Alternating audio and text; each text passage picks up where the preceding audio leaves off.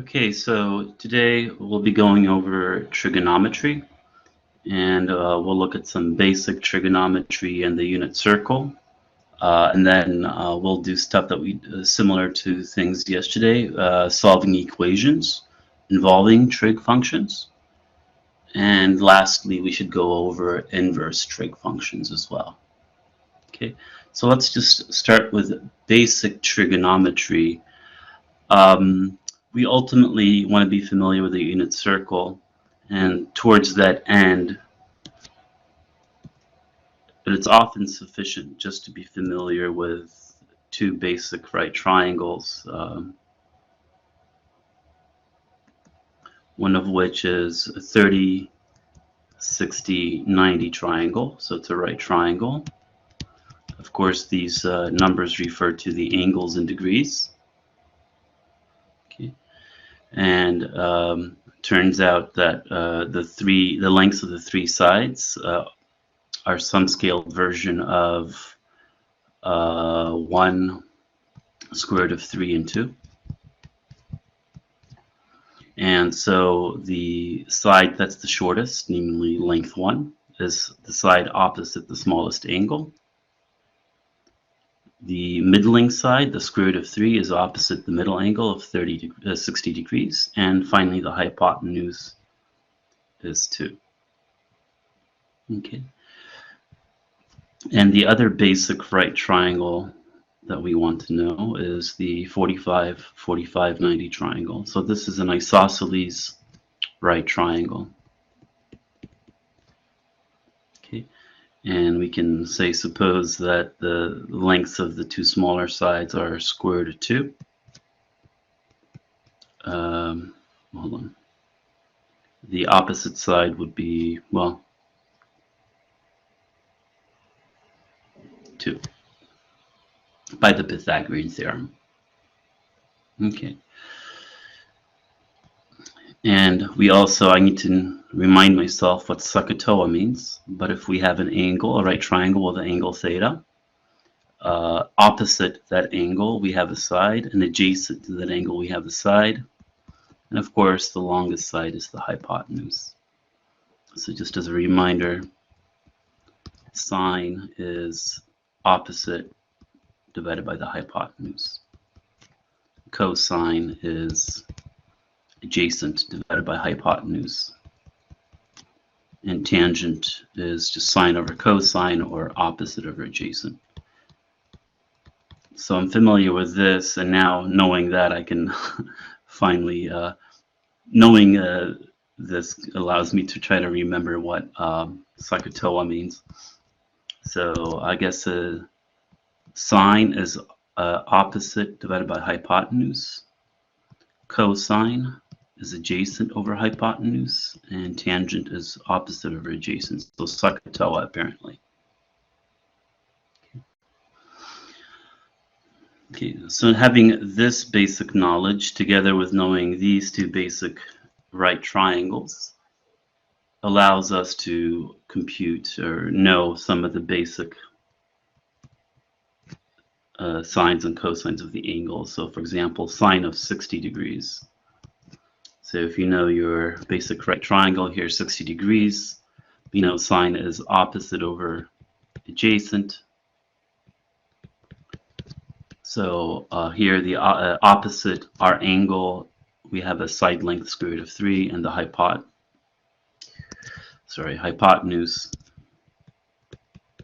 The hypotenuse is 2. Okay. Sine of 30 degrees, right? Well, using our our 30, 60, 90 triangle, we would be looking at this angle. Sine is still opposite divided by hypotenuse, but this time the side opposite our 30-degree angle is 1. Hypotenuse is 2. Okay. So cosine of 45 degrees using our other triangle. Sorry about that. Again, so cosine apparently is adjacent divided by hypotenuse. So that would be square root of 2 over 2. and so on. But I'm just reminding you of these two basic right triangles. Knowing those gets us a long way on our unit circle already. Okay. All right. Let me get a blank unit circle up here.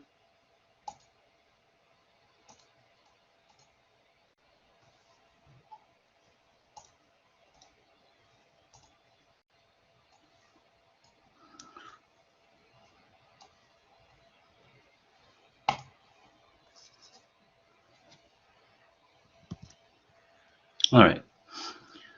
So maybe I should mention that we should, let's just quickly look at the conversion. Oops. How to go between degrees and radians. All right, so for example, we were speaking of the 30, 60, 90 triangle, and of course, those refer to degrees.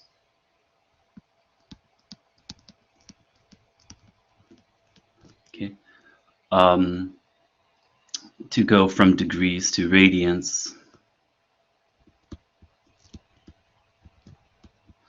which maybe I'll give you an example of why we need to do this for sure, besides that's radians is what's used often. You take the degree measure, and then we see that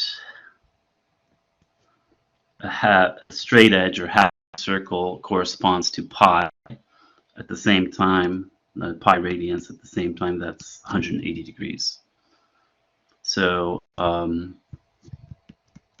dividing by 180 degrees, we see that pi over 180 degrees is essentially 1. So we can multiply this angle in degrees by pi over 180 degrees.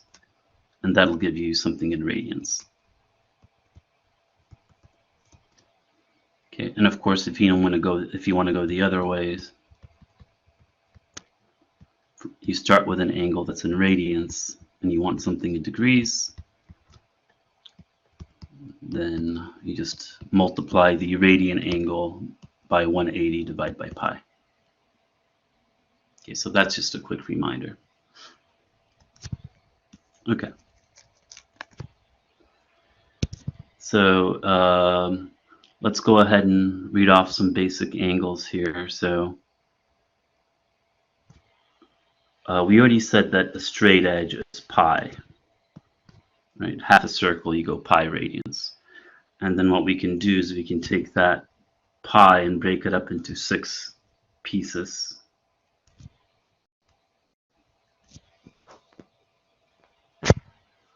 Okay, so this would be the first third of pi.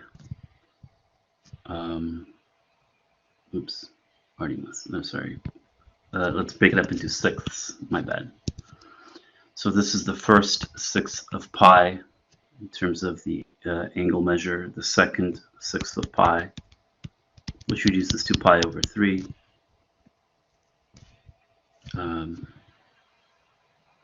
The third 1/6 of pi, of course, that reduces to pi over 2. The fourth, and so on. And the fifth. And of course, we could keep going. Pi is just the 6th of pi, and so on. So you should be able to come up what these angles are yourself. So this is the 7th 6th of pi, and so on. 8th.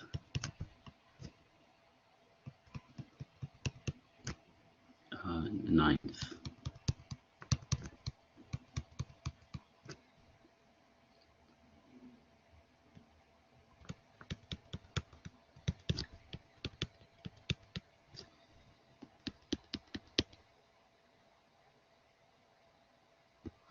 And finally, we get back to on the unit circle to this point. That's 2 pi, so that's 12. Okay. And now, if you want to use your knowledge of the 30, 60, 90 triangle, which is equivalent to saying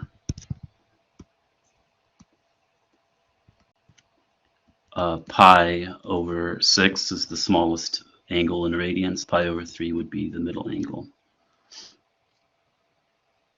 Okay. So we see that we can kind of impose that triangle right over here. Okay. So if the hypotenuse is 1, this must be the shorter side. It's a half. This is square root of 3 over 2. So this is just a scaled up version or scaled down version of our basic 30, 60, 90 triangle. I should have drawn it here. All I did is just scaled each side by a half. So I divided by a half, or divided by 2 to get the appropriate triangle for the unit circle. The unit circle, of course, means radius is 1. And so we see that this would be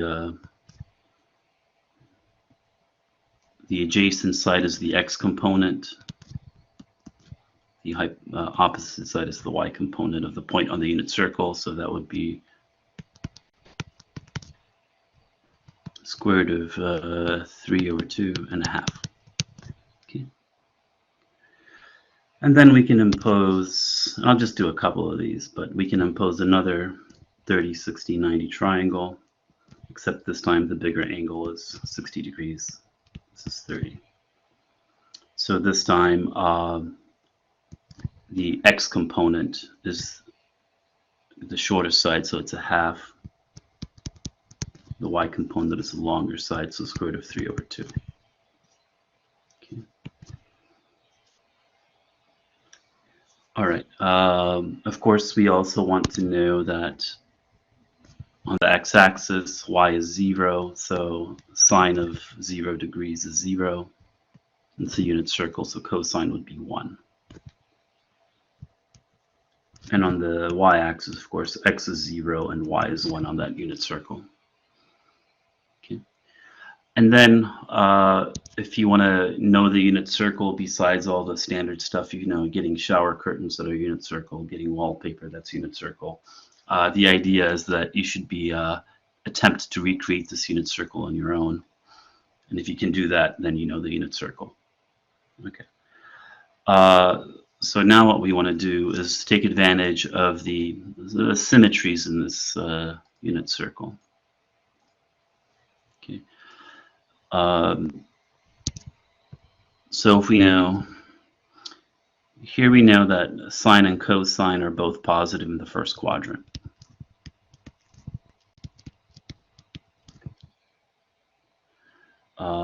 So I guess all, and then students. So in the second quadrant, sine is positive, everything else is negative. So cosine and tangent in particular will be negative. And you can use the symmetry here. So if for our angle of pi over 6 radians or 30 degrees, if we know that cosine is square root of 3 over 2, that's the x component, and we know sine is a half, the y component. Using symmetry, we see that here x would be negative, right, because that corresponds to cosine. But y is still positive because that's the sine or the y value, and so on. So if you know the first quadrant of that unit circle, you can fill in the second quadrant. And then the third quadrant, I believe, so tangent is the only thing that's positive, right? Sine and cosine are negative.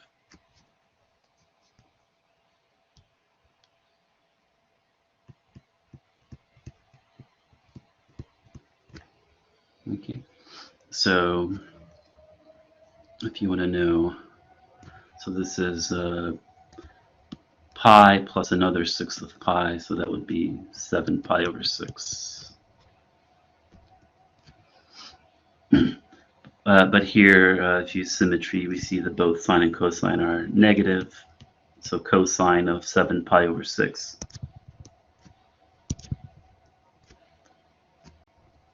would be negative square root of 3 over 2, and y is also negative, so sine of 7 pi over 6 is negative half. Okay.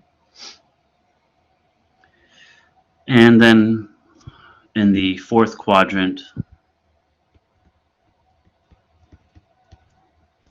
cosine is positive, but the sine is negative, and tangent is therefore also negative. Okay. But then,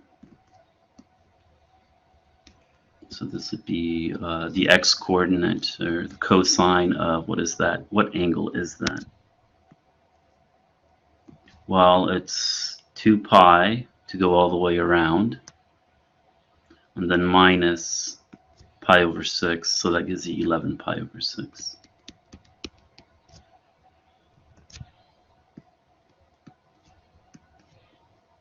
Okay.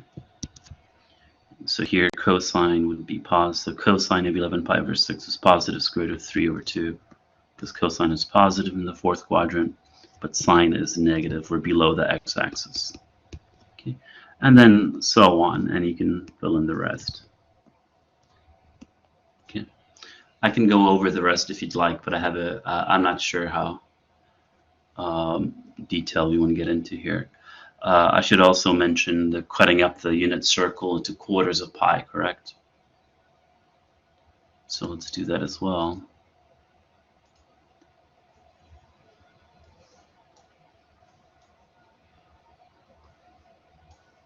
Okay, there we go.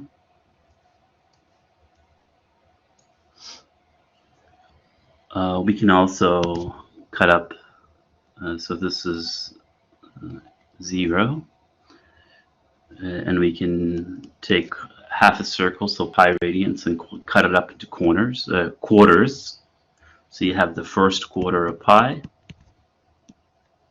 the second quarter of pi, so that reduces to pi over 2, the third quarter of pi,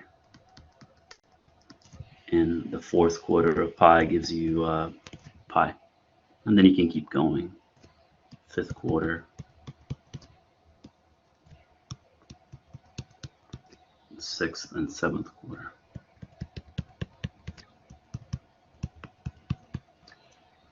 Okay.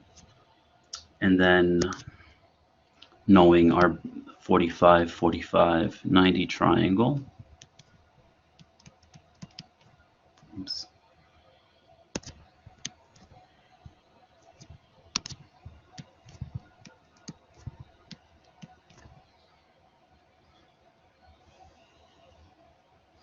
We just want to scale that down. So scale each side by a half.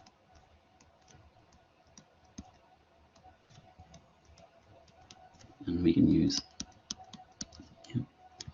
So we see that cosine of pi over 4 is square root of 2 over 2, and so is sine. And then you can use symmetry.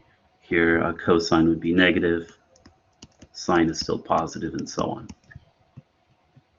Third quadrant, both sine and cosine are negative. Fourth one, cosine is positive, but sine is negative, and so on. Okay. So let's assume that we kind of we can reference the unit circle, right, until we're familiar enough where we're ready for the first exam. Okay. Okay. Oh, I did mention I did mention the conversions between degrees and radians. I mean, just to be clear, what's the circumference of a circle? The radius r, I guess. Well, the circumference is it's a length, right? It's the length of the perimeter of a circle. It's 2 pi r, right? It's not, well, on a calculator you wouldn't type in 360 degrees times whatever the radius is, right? if you want to relate angle to distance, you want to use radians. Right.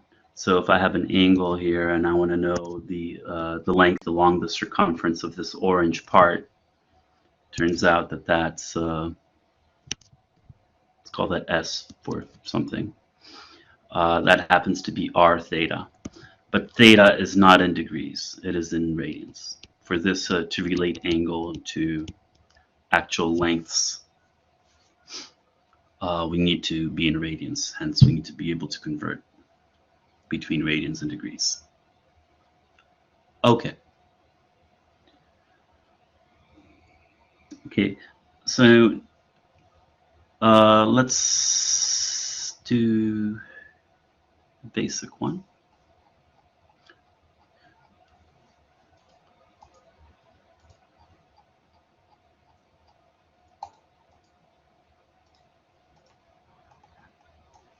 I kind of put this up there as a warm-up problem if anybody wanted to.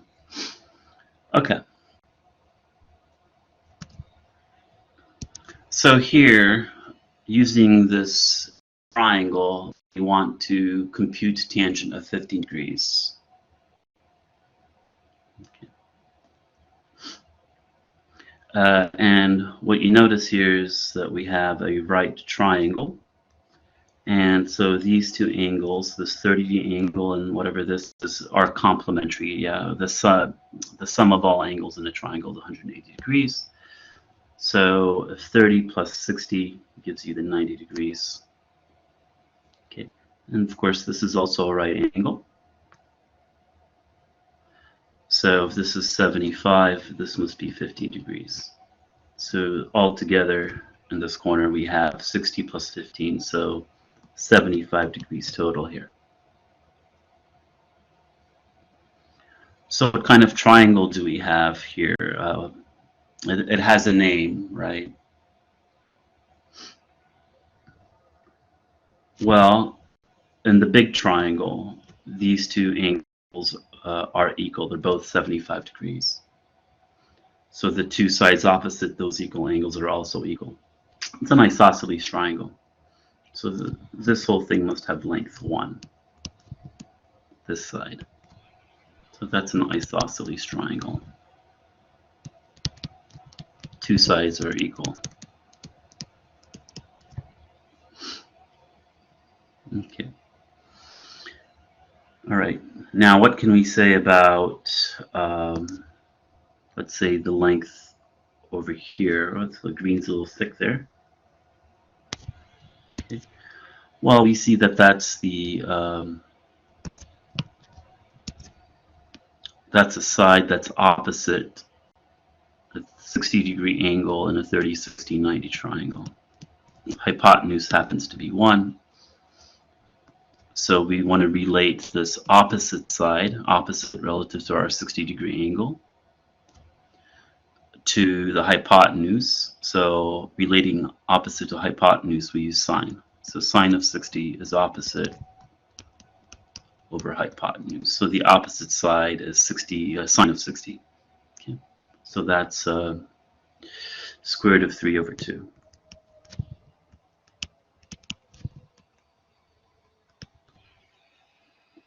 Okay. Therefore, this the difference between the total length, right, which is 1, and the green length, which is square root of 3 over 2, gives us the length of the blue segment there. So that's 1 minus square root of 3 over 2. Okay. Okay, what about this adjacent side here? Adjacent, at least relative to the 60-degree angle. Well, we can use cosine of 60 degrees, which is adjacent over hypotenuse, happens to be 1. So the adjacent side is cosine of 60 degrees, which is a half. All right. So this is a half. Okay. All right, so can we now read off tangent of 15 degrees from all the information? You sure can.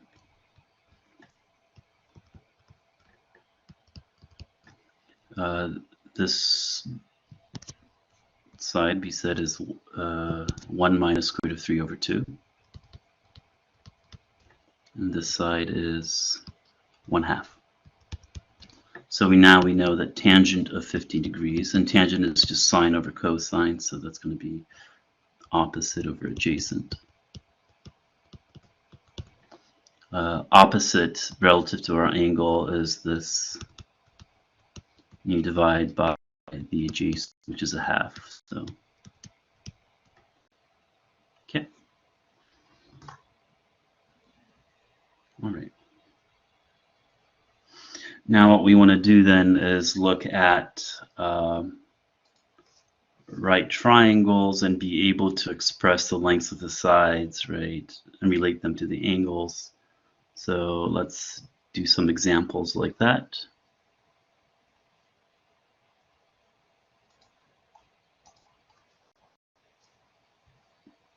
Let's see, lecture.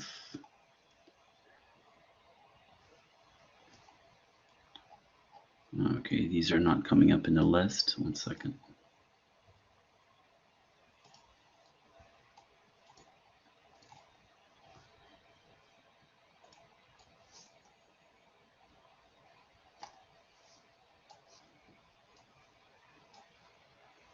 Okay.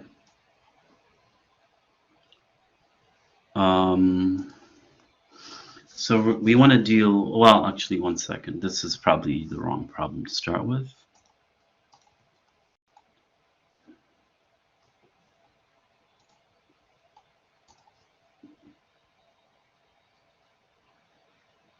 There we go. Okay, thank you. This is what I wanted. Okay. So this is going to be useful for physics and so on, and math. But if you have a right triangle, and of course you know one of the angles, and let's say you know the hypotenuse, you should be able to come up with the opposite length, our angle, and the adjacent length. And you just have to say, well, we're looking at, we have a known angle, and the y component there, the y value there is opposite. So, and we know the hypotenuse, so we know that sine relates the opposite side to the hypotenuse. And now we can solve for y. Sine of pi over 3 is like sine of 60 degrees. So square root of 3 over 2.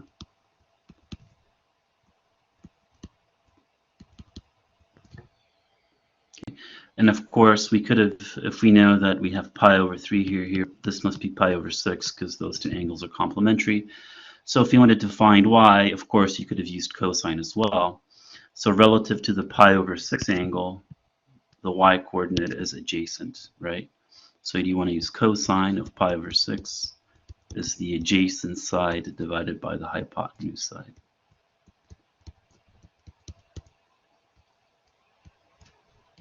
And cosine of 30 degrees or pi over 6 is square root of 3 over 2.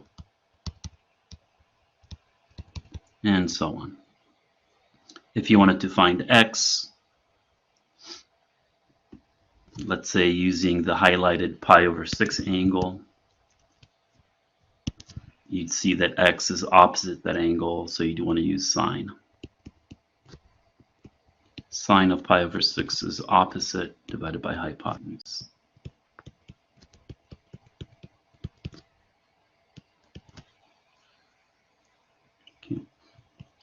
Sine of 30 degrees or pi over 6 is 1/2, so x is 3. Okay, so those are just some basic kind of skills you must have in math and physics.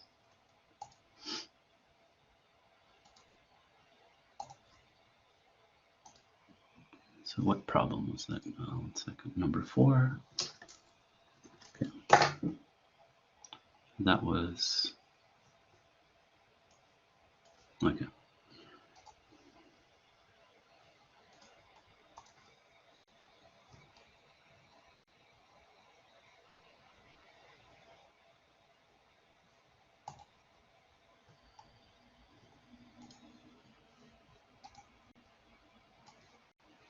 So same idea. Now, here we don't know this angle, right? But we are told that the cosine of that angle is the ratio of 4 to 5. Okay, so that's just given. Now, but using our triangle, so according to the drawn triangle, cosine is the adjacent side divided by the hypotenuse. Okay. Now, of course, cosine of phi is equal to cosine of phi, so 4 over 5 must be the same as r divided by 8. So there we go. We get 32 over 5 for r. So now we know the radius is 32 over 5.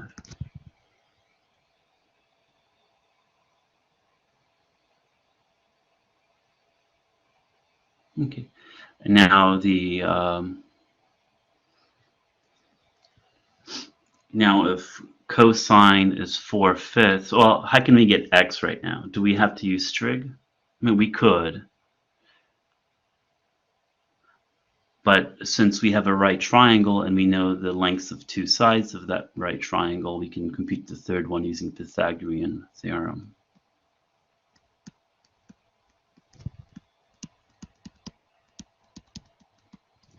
Okay, so we have that x squared plus 8 squared should be equal to 32 over 5 squared. Hold on, I did something wrong. Does anybody see what I did wrong? Okay, it's good to know. Cosine of phi is adjacent over hypotenuse, so I flippity-flopped that. So I apologize.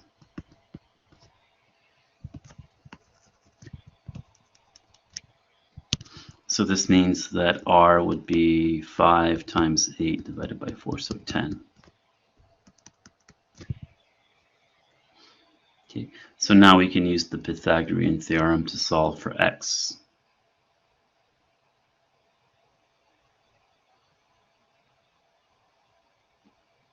Okay.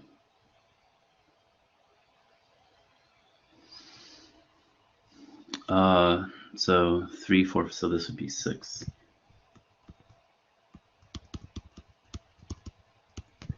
Well, it's the difference of squares, so I'll go ahead and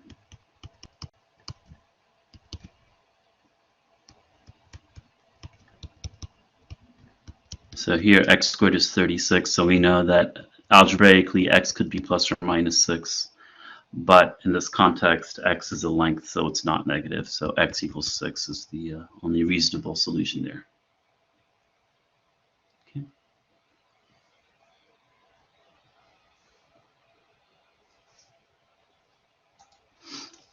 Please chime in with any questions. I have a feeling this might be a little easy. I don't know.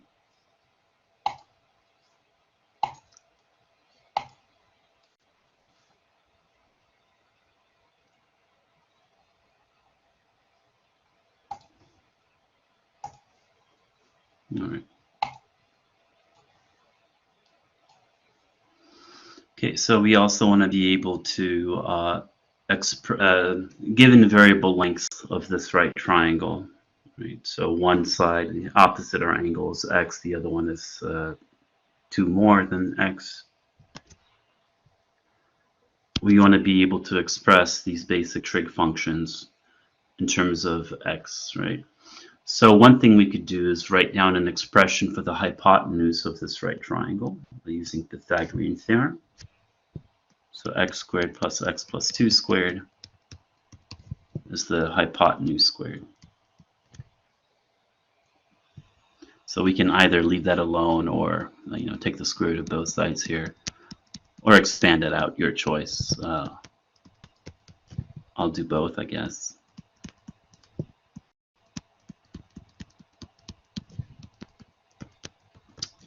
But I think I just prefer to leave it like so.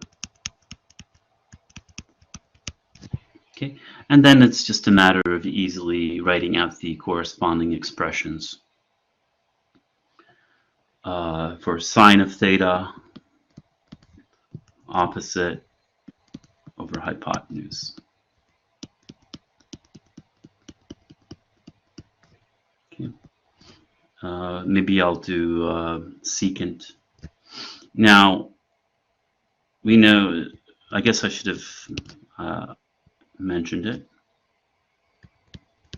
but secant is just the reciprocal of cosine. So if cosine is adjacent over hypotenuse, secant must be hypotenuse over adjacent. And cosecant is just the reciprocal of sine. So since sine is opposite over hypotenuse, cosecant must be hypotenuse over opposite.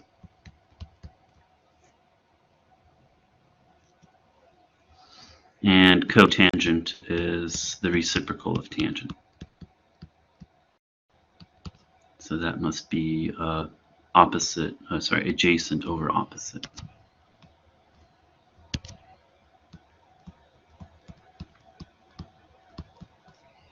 Okay, so if I want to compute secant of theta using our triangle, we see that it's going to be the hypotenuse divided by the opposite side. Oh, sorry, secant, right? I said secant. So hypotenuse over adjacent side.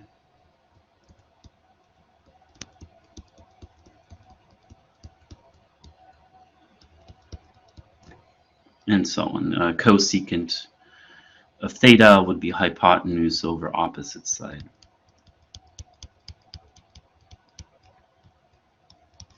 Being x, right? And then cotangent is adjacent over opposite.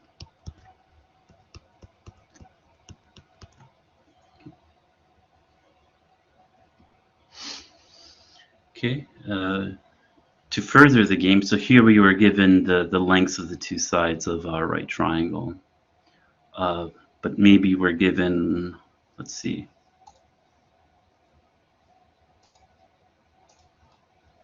so what problem will that be? 7?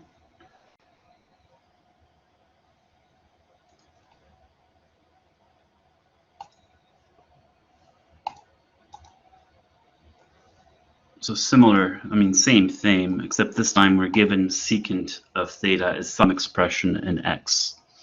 And then we want to be able to find the trig function of theta in terms of x. And so we first assume that we're in the first quadrant, right? Okay, so both sine and cosine and tangent are positive. Okay. But how do we deal with this? Well, we're going to draw just a generic right triangle and assume that one of the smaller sides is our theta, that's less than 90 degrees. And now we know secant of theta is hypotenuse over adjacent. It's the reciprocal of cosine. And now since secant of theta is given by 6 divided by x plus 2, we can, for our purposes, just assume the hypotenuse has length 6. The adjacent side has length x plus 2. Right, we're just kind of, we can scale this if you'd like, right? I can say that the hypotenuse is 12. I could if I wanted to, and then the adjacent side would be just double that, double what it was originally. So you can scale if you'd like. And then we use Pythagorean theorem to get the opposite side in terms of x. And now it's a length here, and we're in the first quadrant, so this opposite side would be positive, I guess. Oops.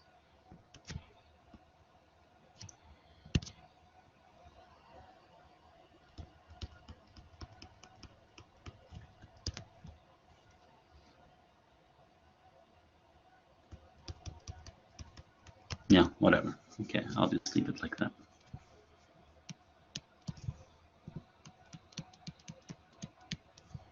Okay.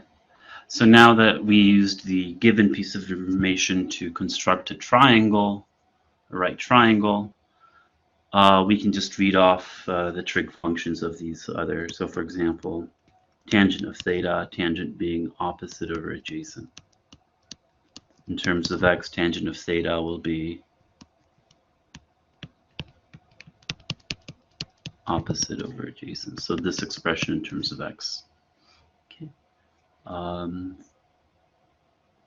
Sine of theta, for example, would be opposite over hypotenuse, and so on. So we should be able to play that game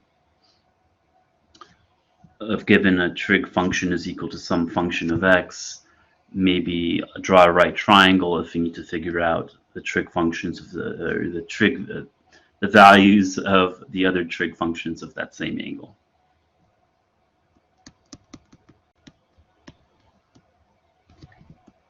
Yeah, so that's opposite over hypotenuse. Okay.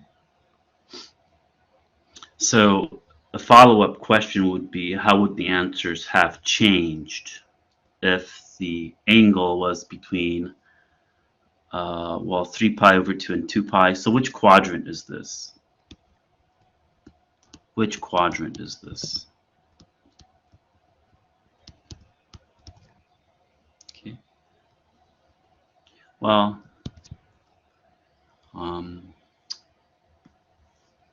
in the xy plane, that looks like it would be the fourth quadrant. So I could say that. Right. So this tells us that we are in the fourth quadrant, right? Theta technically would be here. But you can just use this reference angle. And now secant of theta is hypotenuse, which is always positive. And then divided by the adjacent side. Now here in the fourth quadrant, this is positive. So I can just say that's x plus 2. But the sine of that angle would be negative. So that would be negative this time, right? So we said opposite squared. Oops.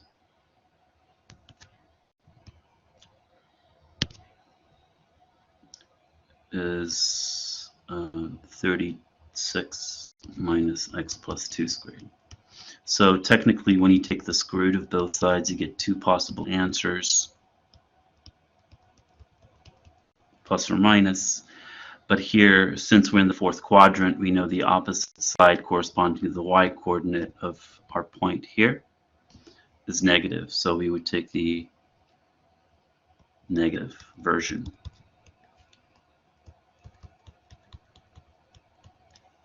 All right, so this would be the negative of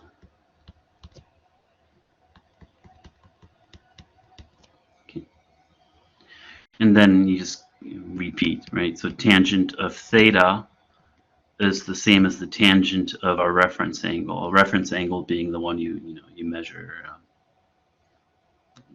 directly from the x-axis, I guess. Okay, tangent of theta is, so tangent is opposite. So that's negative over adjacent, so x plus 2. So the answers would change, right? Or if you already have these answers, okay, and you're in the first quadrant, we know those are all positive, but if you're in the fourth quadrant, we know that all students take calculus. So in the fourth quadrant, only cosine is positive. Okay. So tangent would be negative in the fourth quadrant, and so would sine.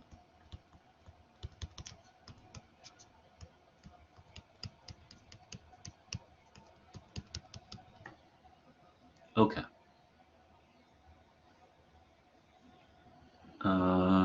So what time is it? Okay. Oops. Did I have one more? I don't think so. All right. So now what we want to move on are 2, 3, 8, maybe.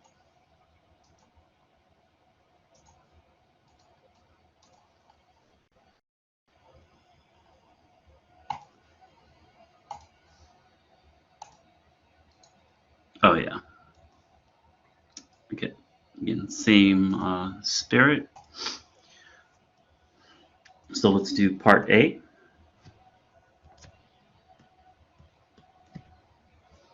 So here we have information about trig functions of an angle theta, and we are expected to be able to narrow down which quadrant this theta is in, what quadrant we're in. So again, I will just use this mnemonic: all students take calculus. Okay, so where is tangent, in which quadrant is tangent negative? Right, so we're given that tangent, whatever it is a negative value. So that restricts us to one of two quadrants, right? So that means quad 2 or quad 4. Right. Here, quadrant 1, all is positive. Quadrant 3, tangent is positive. Right. Okay. Now, we also are told that sine of theta is a negative value.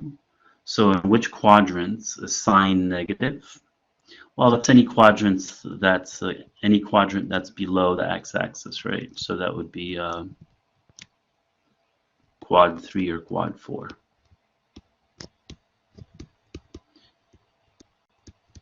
So for both statements to be simultaneously true, we have, okay, well, that should say quad 4. So for both statements to be simultaneously true, we need to be in quadrant 4.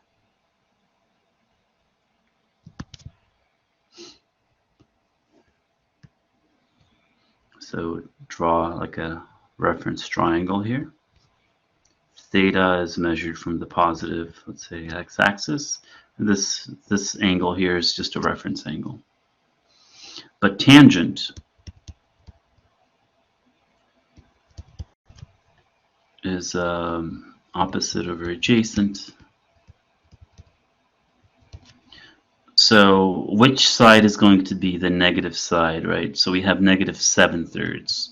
Where should we put that negative? Should it be the 7 or the 3? Well, in the fourth quadrant, cosine is positive. So opposite is like the sine and adjacent is like the cosine. So sine would be negative 7. Adjacent should be positive 3.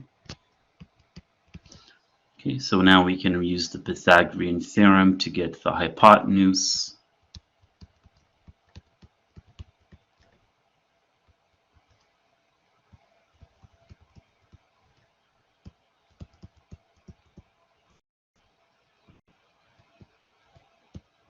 So the hypotenuse would be square root of 58. Okay.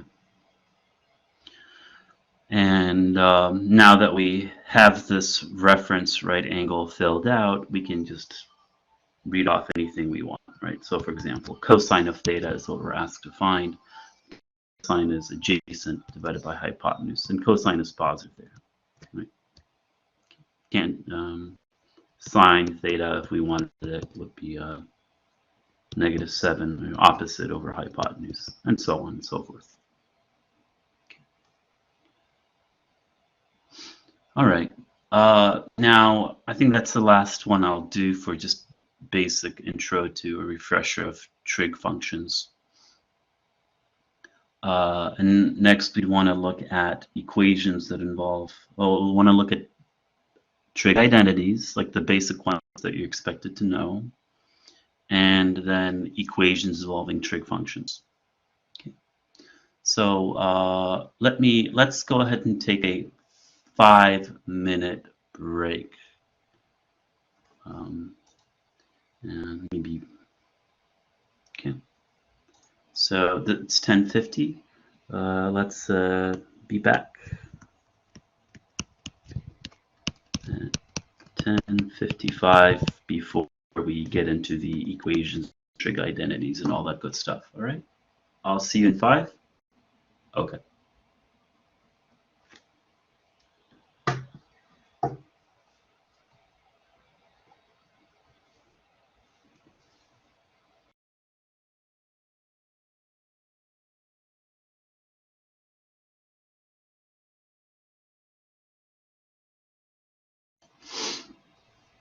Okay. So before we move on to the next topic, I just wanted to show you something in case you haven't seen it. But it's a way of getting the angles or the values of sine and cosine in the first quadrant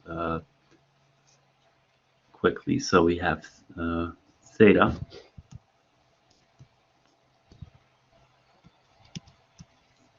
could be 0.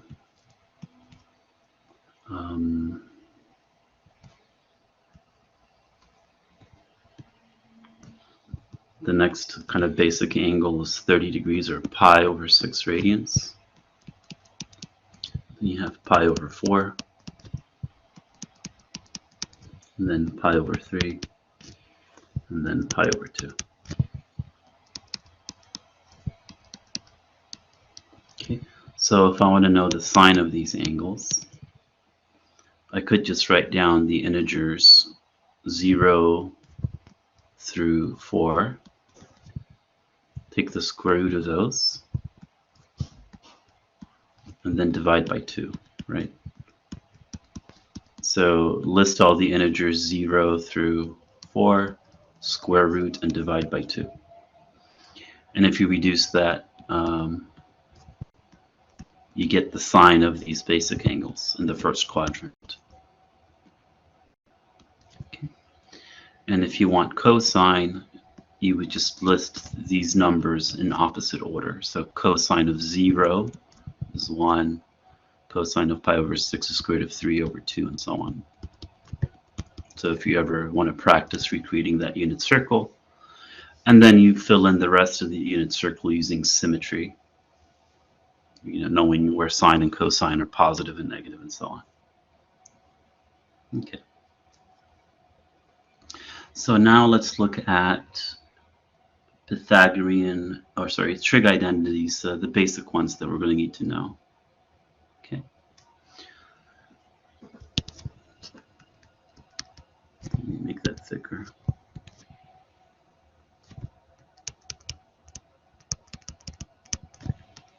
Okay. So there's the so-called Pythagorean trig identity. Or this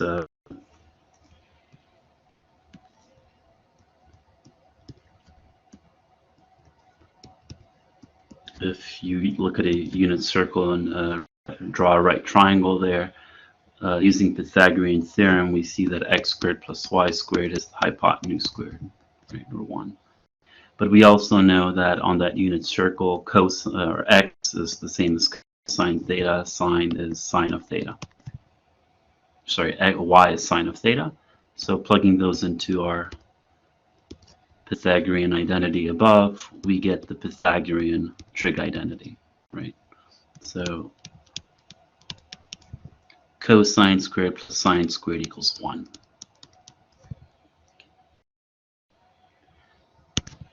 So that's the mother of many trig identities. So for example, I can divide both sides by cosine squared.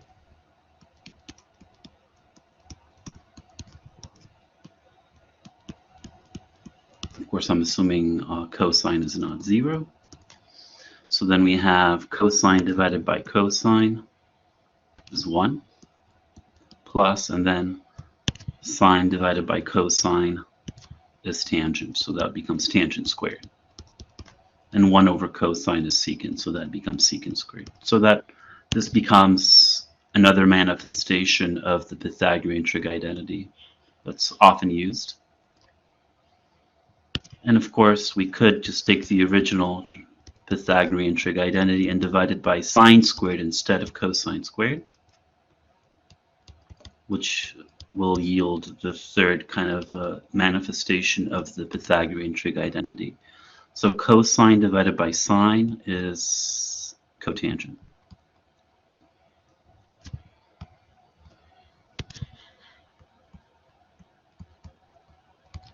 Sine divided by sine is 1, and then the reciprocal of sine is cosecant, so this is cosecant squared.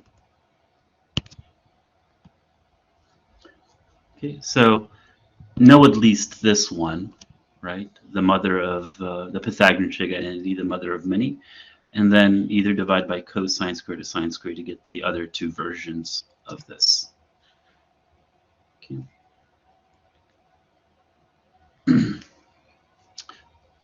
Maybe I should mention something about this identity. So, namely, so this is will come into play if I say bring the cosine squared to the opposite side of the equality there, or the equation. We can think of the right-hand side as a difference of squares, right? 1 squared minus cosine squared, so that factors into a product of conjugates. So 1 minus cosine times 1 plus cosine. Okay. And this comes into play when sometimes in your calculus problems you'll I won't say what scenario, but if you have something like this, sometimes you'll have to multiply the top and bottom here by the conjugate, the numerator there, because that way you're forcing, when you multiply the conjugates in the numerator, you're forcing a difference of two squares.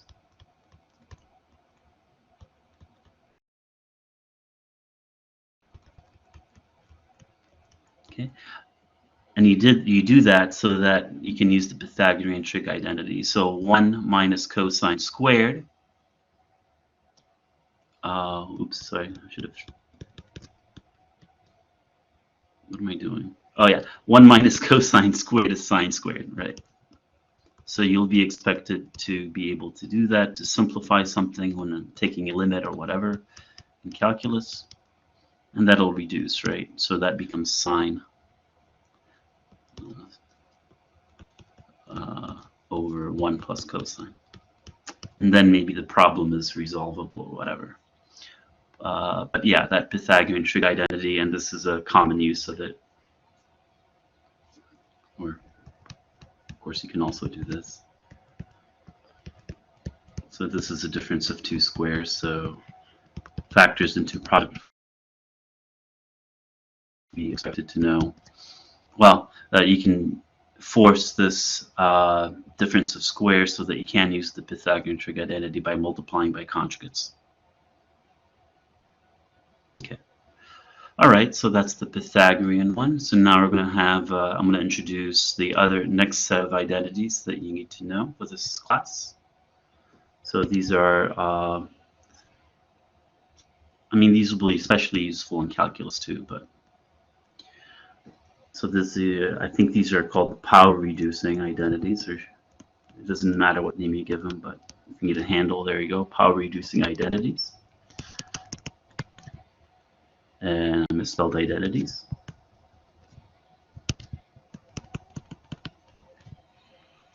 Okay.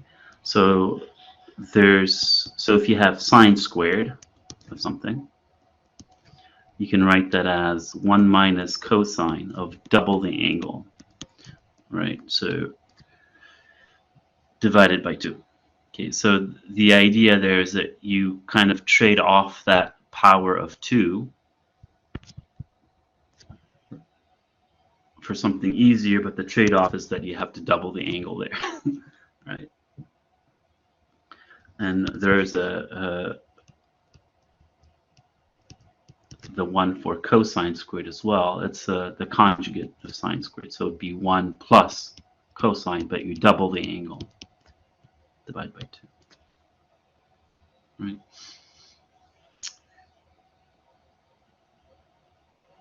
Awesome. So those are the power-reducing identities. And And finally, well, really these are not independent identities, so I don't know what to even call them. But imagine you take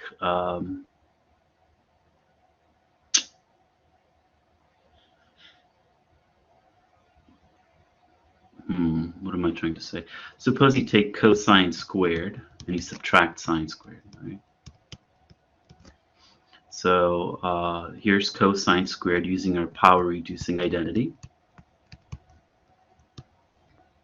And then minus, and then write sine squared using our power reducing identity. Okay, we have a common denominator of 2, so we can combine the numerators. The 1's cancel. 1 minus 1 is 0. The cosines double up. And then the 2 divided by 2 is 1. So that's another cancellation. So what we have here is an identity that we derived. Cosine of 2 theta is equivalent to cosine squared theta minus sine squared theta. And this is going to be important for us in Calculus 1, right? Because when we have equations involving trig functions, it's sometimes difficult to solve for theta if the trig functions don't all have the same argument, right? So you might have the sine theta and the cosine 2 theta. You want to have everything to have a theta in it. Okay, so you'd use this identity. And this one, for sine of 2 theta, that just happens to be 2 times sine theta cosine theta. Okay, and I can illustrate that one quickly here.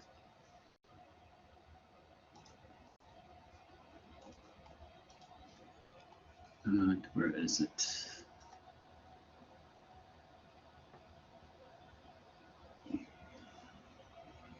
Day 5, problem 1 from the review. Yeah, let's go.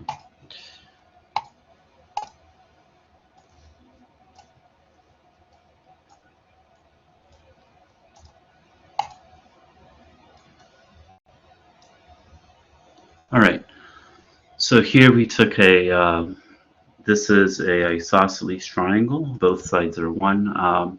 This is because we have 2 right triangles. They have the same angle theta, so the corresponding complementary angles are equal as well. So we have triangle with 2 equal angles, so it's an isosceles triangle. Okay, and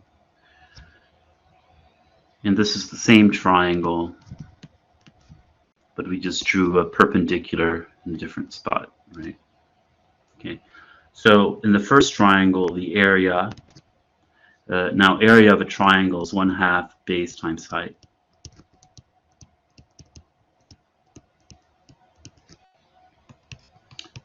Okay, so we have to get a base length here in terms of theta.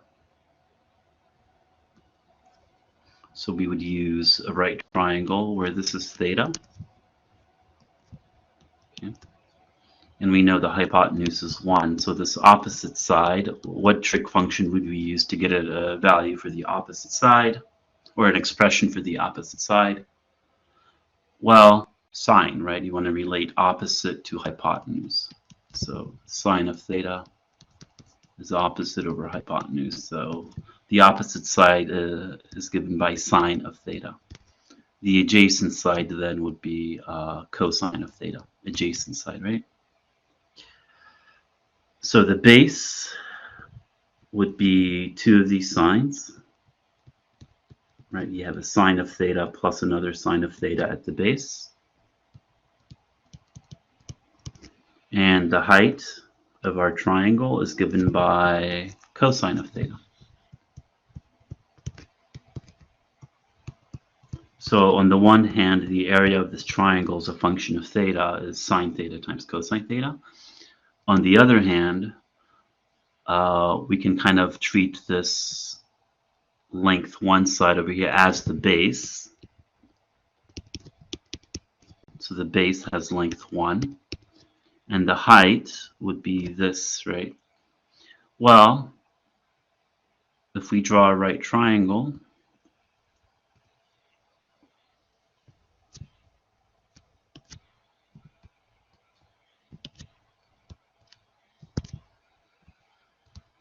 okay, this angle is 2 theta. The hypotenuse is 1.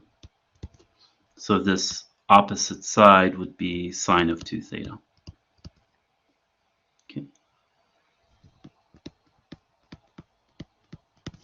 So in this triangle, the base has length 1, and the height you get by dropping a perpendicular from the vertex opposite the height is sine of 2 theta. Right?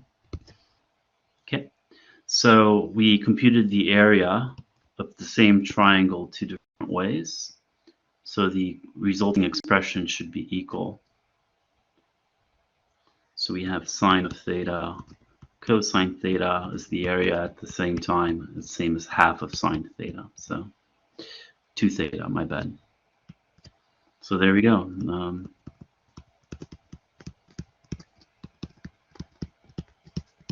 Okay. That's just really an exercise in trig, right? You just have to know this identity. You don't have to know how to derive it, but it's worthwhile to practice, I guess. Okay. All right. So we have our Pythagorean trig identity. We have the power reducing ones, and I don't know if anybody knows what these are called. I forget. Double angle. I don't know.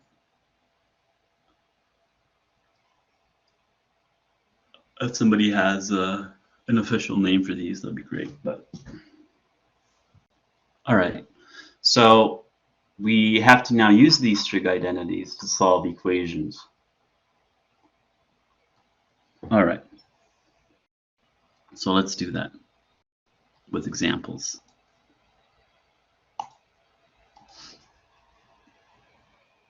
So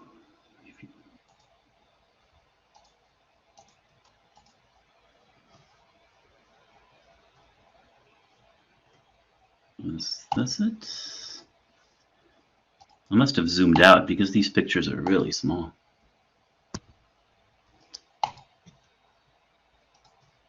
Come on. Yeah, 1 second. My tablet's being kind of laggy. I can't seem to.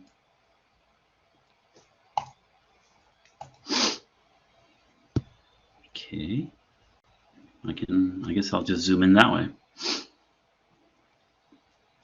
Do I want to do that one first? Or do you want to do number 3 first from the group work?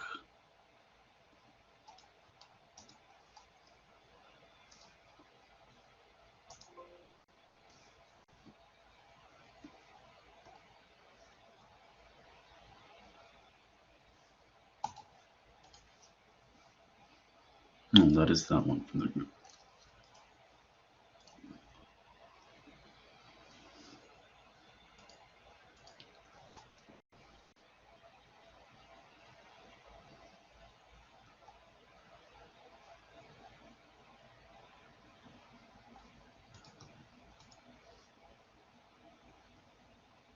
Well, that's a challenging one.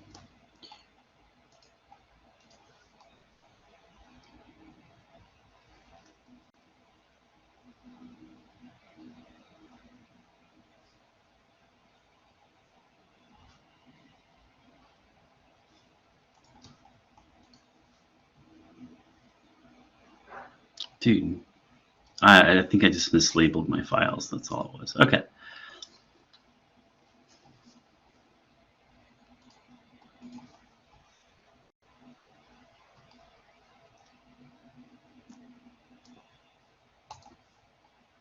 Perfect.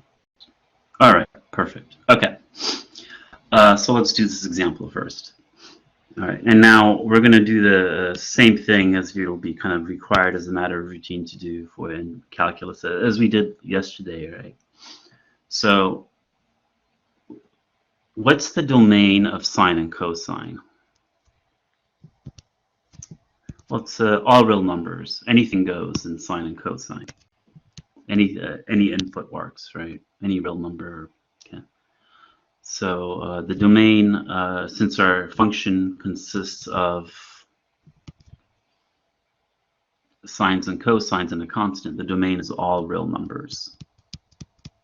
Or if you'd like the interval notation from negative to positive infinity, indicating the whole number line. Okay, and then once we recognize the domain, we want to then look at where the function is equal to 0. So we're finding the roots of this function, values of x which make the function 0.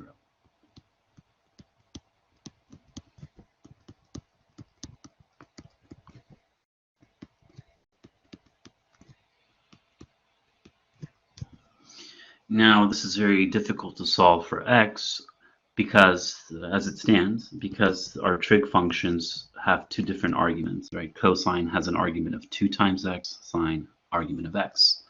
So we would like to make sure that our trig functions share the same argument. So we would use, well, there's several things you could use, but here we'd use cosine of 2x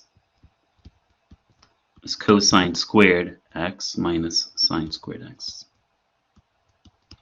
Right? So cosine 2x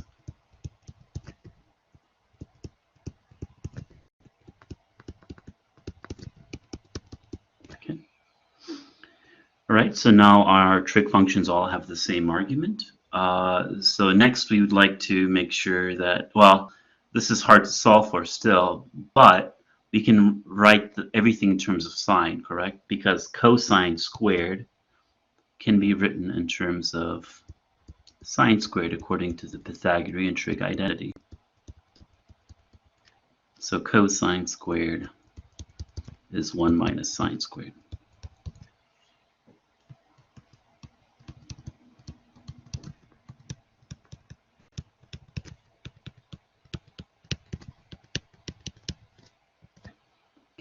So now we try to combine like terms. The constants happen to add to 0. Okay, and then we wait. Oh yeah, now we have 2 of these.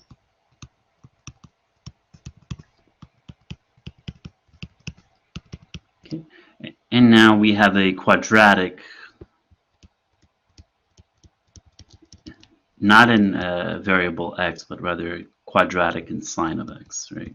So this is if u is equal to sine squared, or sine, then we essentially have negative u, 2 times u squared plus u is 0.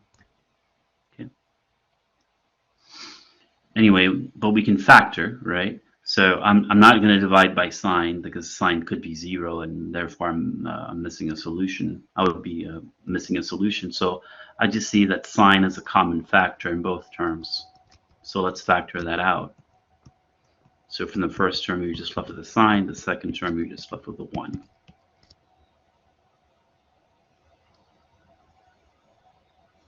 Okay, so here we factor because we know that the product of two numbers is 0 as soon as one of the factors is 0. So either sine of x is 0 or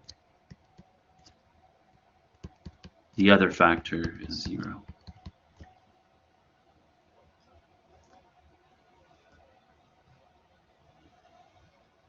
Okay. So here, this is where we would want to reference our unit circle. And we know that's, well, let me just go ahead and say this. Sine on the unit circle is like the y component. So where's the y component 0? Well, on the x-axis, right? So sine will be 0 whenever the angle is like 0, or pi, or heck, 2 pi, you're back in the positive x-axis, or 3 pi, and so on. In fact, you can also go the negative direction, so negative pi, negative 2 pi, negative 3 pi. Okay, so sine of theta is 0 whenever theta, the argument of sine, is any integer multiple of pi. So you write k times pi, where k is an integer.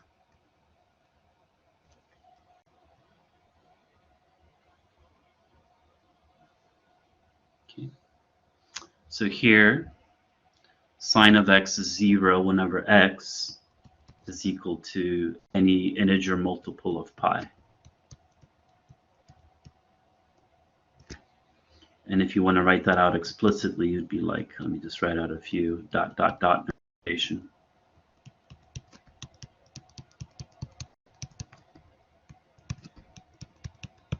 And so on. Okay. And so this is where we have to be careful, right? Sometimes they won't put any restrictions on the domain at all. So here, here x could be one of infinitely many values. But you want to pay attention to the instructions here. They're restricting x to be between 0 and 2 pi inclusive. So we would only use x's which are 0, pi, or 2 pi because they're in that correct range. Okay. Beautiful. So next we see that we want to check when the other factor is 0, right? So let's check when this is 0.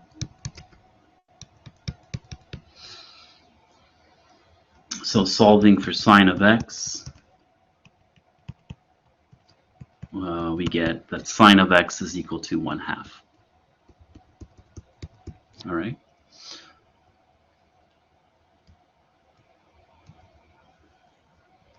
We go to our unit circle, and we see that sine of x is a positive number, right? So that tells us that we should have solutions where sine is positive, so the first and second quadrant. That's when y is positive. And then on the unit circle, we know sine is 1/2 for this 30-degree angle, so pi over 6. Or by symmetry, sine would still be 1/2 over here. So that would be pi minus pi over 6, so that's 5 pi over 6. Okay. So x could be pi over 6. Okay, and then in general, right, if you make a full circle, make a full revolution, that's like adding a 2 pi, you'd be back at the same place. But in fact, you keep going, right? You can add 2 pi, or you can add 4 pi, any integer multiple of 2 pi. Or x could be 5 pi over 6. And then again, you can just add any multiple of 2 pi to get back to the same position on the unit circle, right?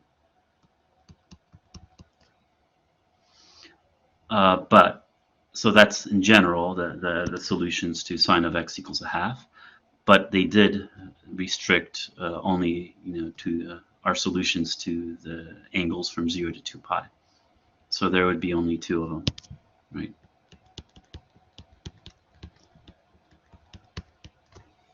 Okay. So let's see. Let's collect our solutions to this equation. Okay. So our function is 0 whenever x is either 0, pi over 6, 5 pi over 6, pi, or 2 pi. Okay. Right. So if we draw the x-axis here and we just restrict our attention to the interval from 0 to 2 pi, we can place all the points where the function is equal to 0.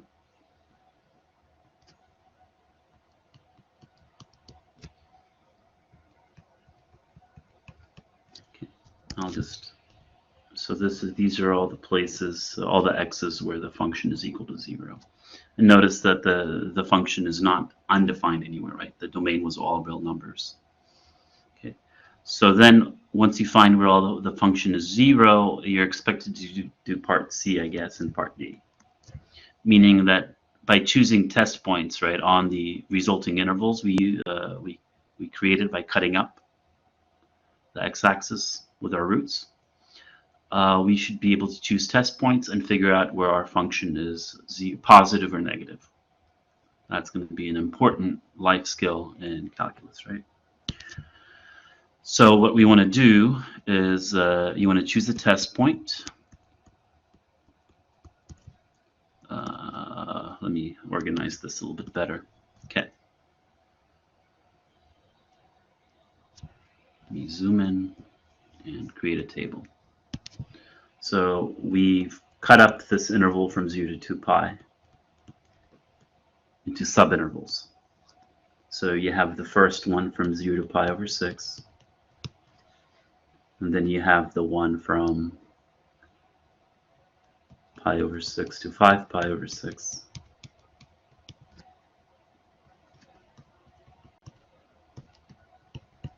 And so on.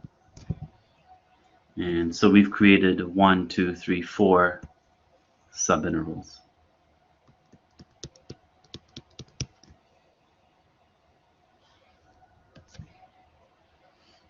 Okay. We can choose a test point. And then if you'd like, you can use your calculators. So for example, here we can use, I mean, it's really a limiting thing. So yeah, if you were to use a calculator, just choose an angle, you know, between 0 and pi over 6. So let's say half of pi over 6 is pi over 12. The second interval, it's easier, right? Because we know pi over 2 is in there. And this will be difficult, right? So we can make that into 11 pi over 12.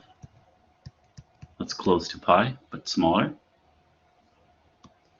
And the third interval, again, is easy because we can easily choose an angle like 3 pi over 2.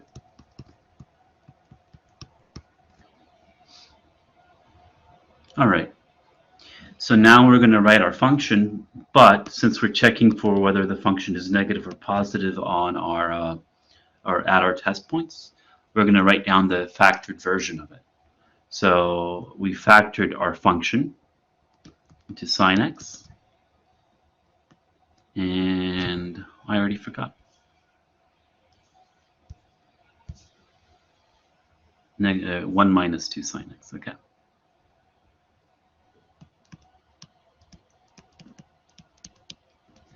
Okay, so we would plug in our test point. And I would probably do this on a calculator, but here the sign would be positive, right? And then sine of x when x is pi over 12 is something smaller than a, let me check, because I don't have a calculator, but that's smaller than a half. And then multiply everything by -2. Of course, multiplying by a negative changes the direction of the inequality, and then add 1 to everything. Oops, that's anyway, we see that 1 minus 2 sine x is greater than 0. That's to say it's positive, right? So positive times positive is positive. So we would say that our function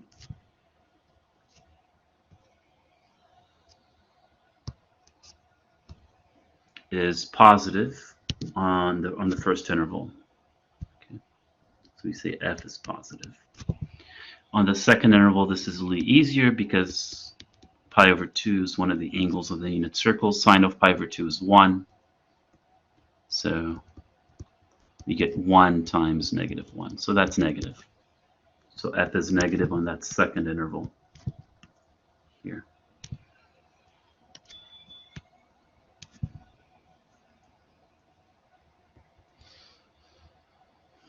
Oops, I was trying to write with an eraser. Okay.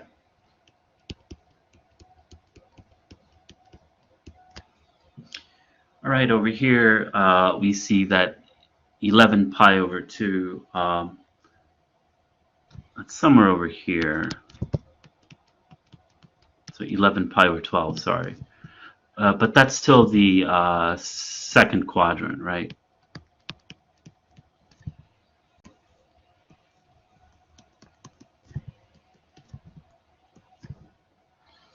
And we know that in the second quadrant, sine is positive, right? So this factor of sine at 11 pi over 12 is still positive. And, or just by symmetry, this will be positive as well. So positive.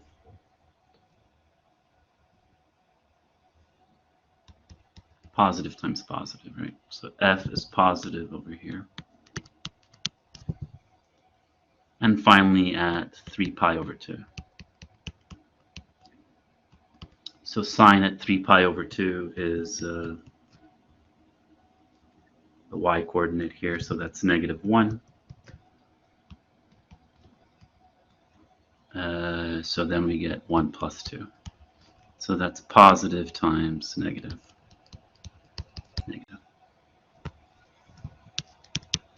Okay, so that's a basic skill of choosing test point, finding where a function is 0, and then finding where choosing test points from the remaining intervals to see whether your function is positive or negative. But you'll be checking where your derivatives are positive or negative instead. Okay. So we would write that f is positive for x's in the interval, let's see, here and here. So we'll use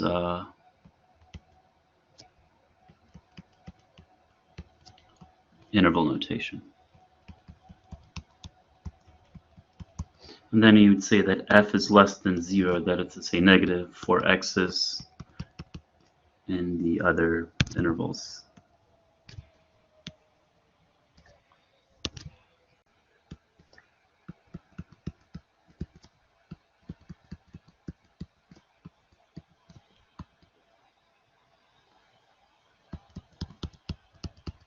Okay. So that's again a basic skill that we're going to apply from the get-go. Okay. So we should do a couple more. That is so weird. Why can't I? There you go. Am I like rendering a video in the background or something? Because this is awfully laggy. Okay. Oh, that's true. Yeah. Sorry, it's not letting me click on anything. There we go.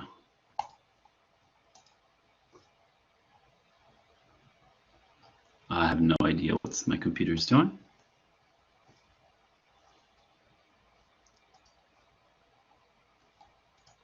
Oh well. It kind of made everything disappear, huh? There you go. Let's just do this one then. So I'll remember it. So sine 2x minus tangent. Okay. So let's do another example like this.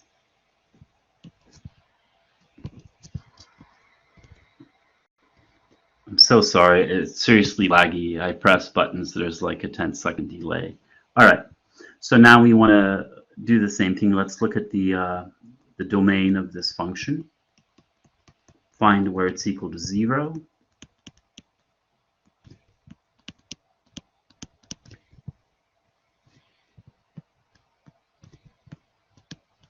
And we again are restricting our attention to x's between 0 and 2 pi.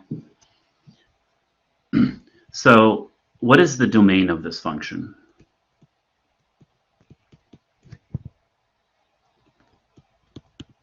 Or rather, what's not in the domain, right? What's not in the domain of this function? Well, we know that tangent is really sine over cosine. And we know that you cannot divide 0, so cosine of x cannot be 0. So the domain would be all the x's except the ones which would make cosine 0. And cosine is 0 at pi over 2 and 3 pi over 2. Cosine being the x coordinate on points on the unit circle. So the domain here is all real numbers except x equals pi over 2 and v pi over 2.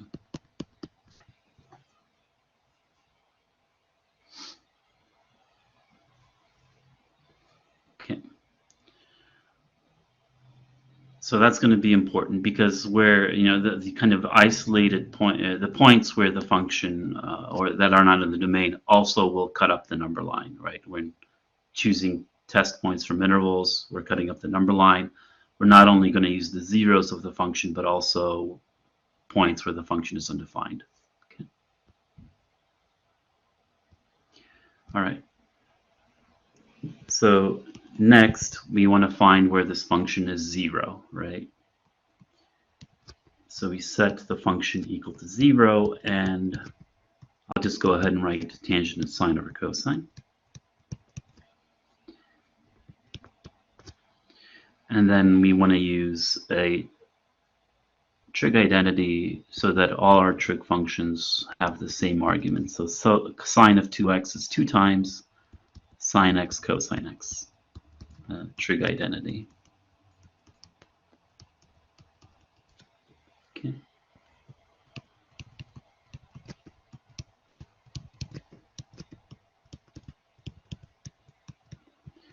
And then when trying to find where something is 0, if we can, we try to factor it because it's easier to see when the product is 0.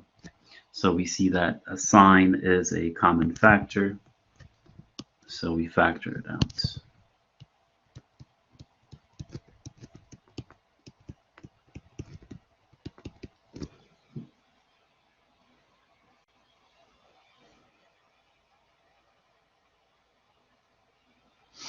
So we see that sine is 0,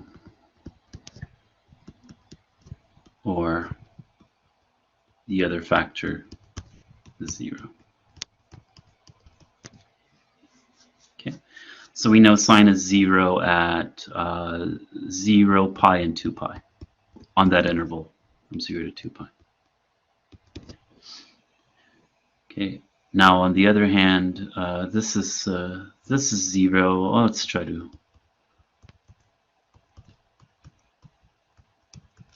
multiply both sides by cosine, divide by 2, and we see that cosine squared is a half, meaning that cosine, after taking the square root of both sides, is plus or minus the square root of a half. Multiplying by square root of 2 on top and bottom, we get this to look more like the standard value. Okay, so we know that cosine is plus or minus square root of 2 over 2 at multiples of, well, the pi over 4, right? So pi over 4, 3 pi over 4, so on.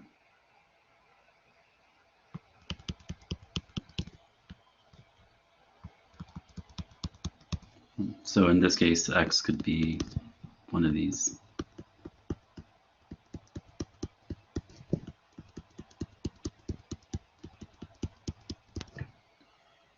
Okay, and now just notice that none of these angles, none of these x's, or rather I should say all of these x's are in the domain of the function, right? All we're doing is leaving out these two values of x from the domain. And none of the answers here, none of the solutions are one of the x's that we had to exclude, but it's still something you want to check.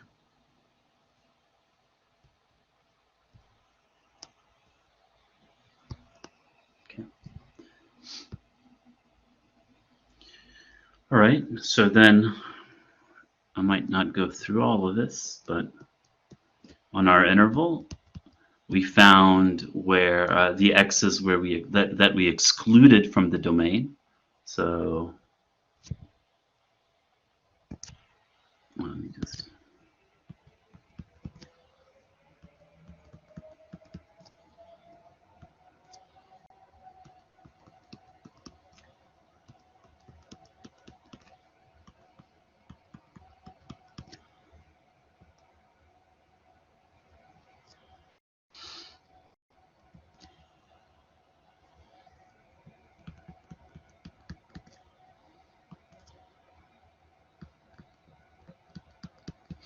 Okay, so the x's that we excluded from the domain were pi over 2 and 3 pi over 2. And the places where our function was 0 was 0, pi, 2 pi, and then all these. Okay, and maybe I won't bother checking where these are negative or positive, but how many intervals do we have to check if anybody wants to count, right? So we have 1, 2, 3, 4, 5, 6, 7, 8. We would need to check 8 different intervals. Oh, that was terrible. Okay. So 8 different test points on our calculator or whatever, or using our knowledge of the unit circle. So I won't waste our time there. All right. So let's do one more before we take a break. Where are you?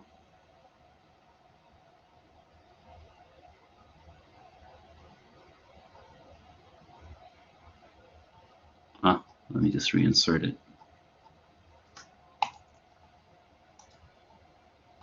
Come on.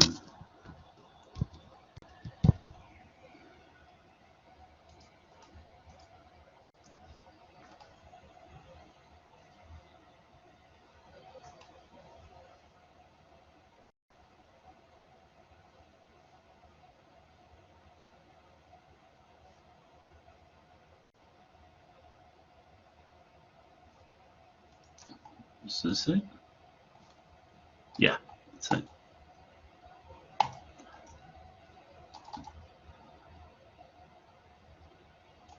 Oh, man, again, I apologize. It's really laggy. I wasn't able to minimize or whatever. Okay, so let's look at this. So we want to find solutions to this equation. So here we're just looking for zeros. If you'd like, we can. Well, it's not a function, right? It's an equation. We're not saying f of theta. We're just saying here's the equation. Find all values of theta that satisfy that equation. Okay.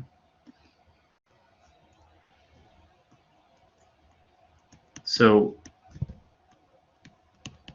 this problem can be solved multiple ways, but I'm going to use just so we can practice using this identity, I'm going to use the identity where cosine of 2 theta is cosine squared minus sine squared.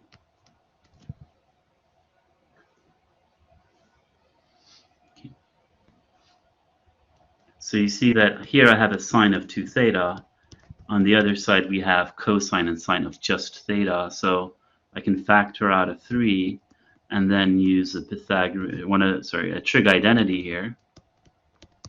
This is equivalent to cosine 2 theta, right? So that way my trig functions all have the same argument.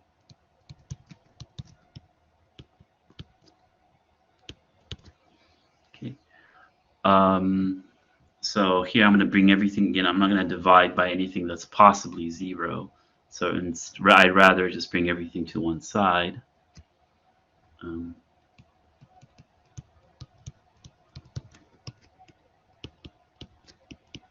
Okay, I know I could use tangent, but the idea here is that it's difficult to maybe solve these when you have 2 different trig functions. So maybe we can relate the trig functions via identity. So we know sine squared 2 theta is 1 minus cosine squared of 2 theta. This Pythagorean trig identity.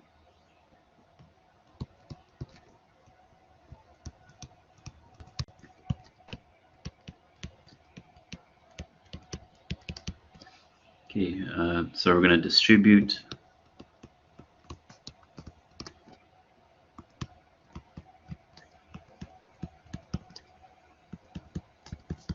And I'm going to go ahead and multiply both sides by -1 just to make this cleaner.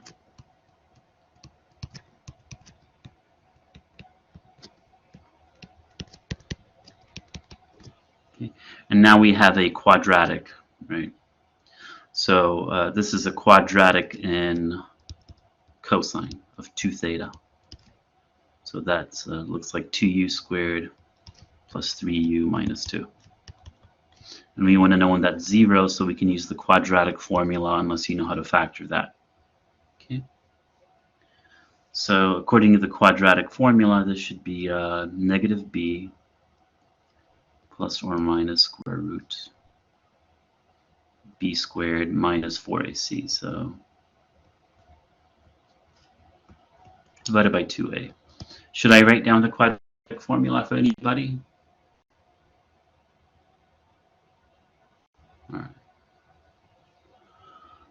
All right. So here we have to be a little careful, right? Because we get 2 possible solutions for u, right? So u could be negative 3 plus 5, so that's 2 over 4 is a half, or u could be negative 2. Right? Okay, yeah, that's right. But we remember that u really represents cosine, okay? So which of these two u values, so cosine of 2 theta apparently is either a half or negative 2. Which one of these is impossible? Yeah. Well, we know that sine and cosine both range from negative 1 to 1, right? So we know that sine theta is a number between negative and positive 1, always regardless of input, and so is cosine. So when dealing with kind of quadratics or whatever involving trig functions, we always have to keep in mind that we're dealing with sine and cosine. So when we solve for them using quadratic formula, we only keep the solutions that are between negative and positive 1. So this means that this is an extraneous solution. This is impossible.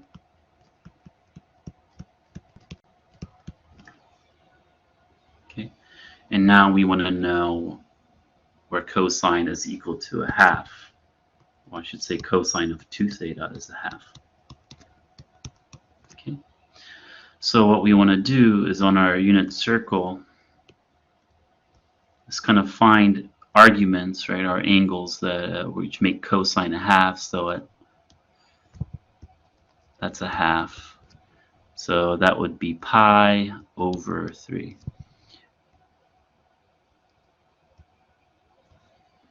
And in the fourth quadrant, cosine is also positive, so that would be 2 pi minus pi over 3. So this is 5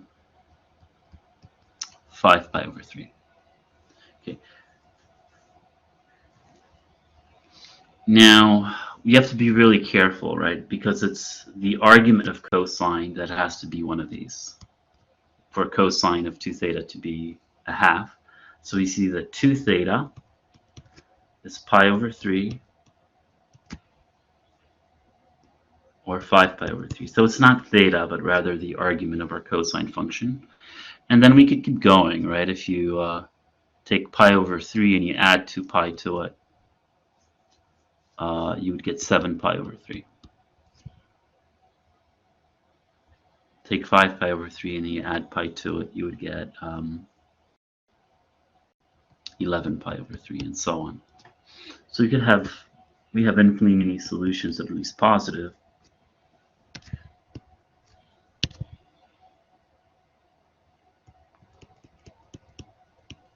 Keeps going.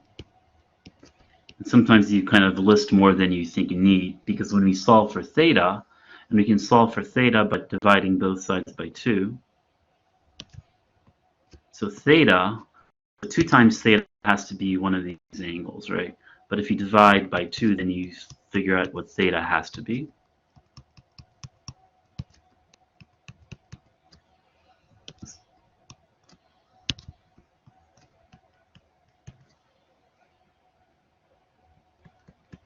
Right, and let's say we wanted to list more angles just to make sure. The next one would be 7 pi over 3 plus 2 pi. That would be 13 pi over 3 and so on. So if we were to divide this by 2, we would get 13 pi over 6. But that's outside our range, right? Remember that we're only looking for thetas that are between 0 and 2 pi according to the problem. So we would only keep the thetas that are in our relevant interval. Okay. Well, I'm glad you guys are hanging in there. So let's take a, well, I was going to take a break and then go over inverse trig functions, but there's so few of you here. Maybe I want to ask, you can think about specific things that you'd like to know about trigonometry. And if you have no suggestions, then I'll just go ahead and use the inverse trig when we come back. Let's come back around 12, all right? Everybody just hop around a bit. I hope this isn't too easy. Maybe you can tell me about kind of like if this is the right level that you want to review at or higher level, I don't know. But anyway, we'll be back at 12 a.m., okay?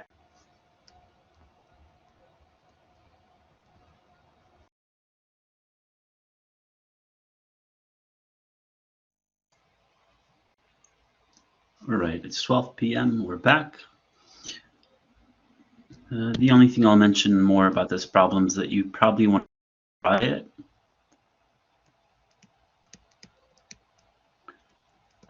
But maybe this time turn the sine of 2 theta on the left-hand side of the equation into, let's see, right? We have the identity sine of 2 theta can be is the same as 2 sine theta cosine theta. So that would also accomplish getting all the trig functions to have the same argument.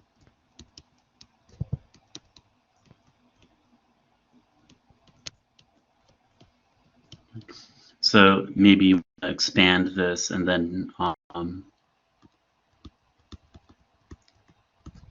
yeah, that would be a little bit more complicated. But expand this and try to solve for theta this way. You should get the same solutions. So, okay, so that's just something you can do on your own.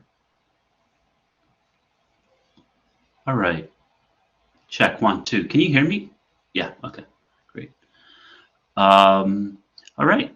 So let's move on to inverse trig functions, since I don't see any suggestions for what you kind of want to look at.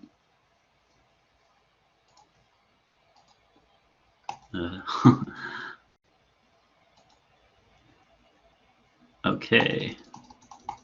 I can't click on insert. There you go.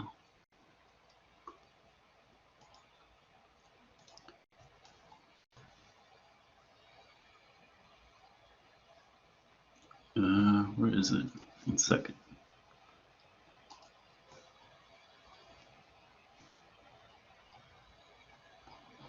All right, got it.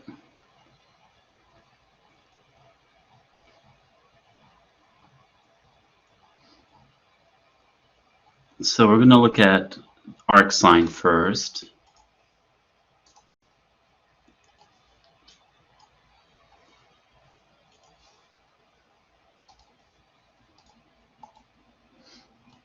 Oh my gosh. All right.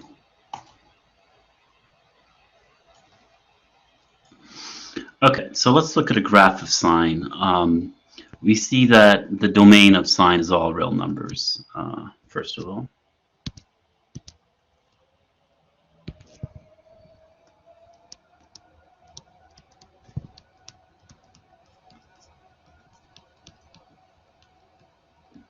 And the range, or the range of outputs here, is all numbers from negative to positive 1. Okay, so the question is this sine function, is it invertible or not? does it have an inverse? Is sine invertible? It's not, right? An invertible function is one that would pass, say, the horizontal line test, right? So if we draw a horizontal line, we see that that line passes through multiple points of the graph of sine, meaning that if you flip your head, right, sine would not be invertible. Right? So what we do is we don't have an inverse of sine, but what we can do is restrict our attention to the interval from negative pi over 2 to positive pi over 2. And we just look at the graph of sine, or sine restricted to that interval. So what we're going to do is restrict sine to the interval from negative pi over 2 to pi over 2. Okay, so this time, if we make that restriction, we see that if you draw a horizontal line rather, anywhere there, it's only going to pass through the graph exactly one place.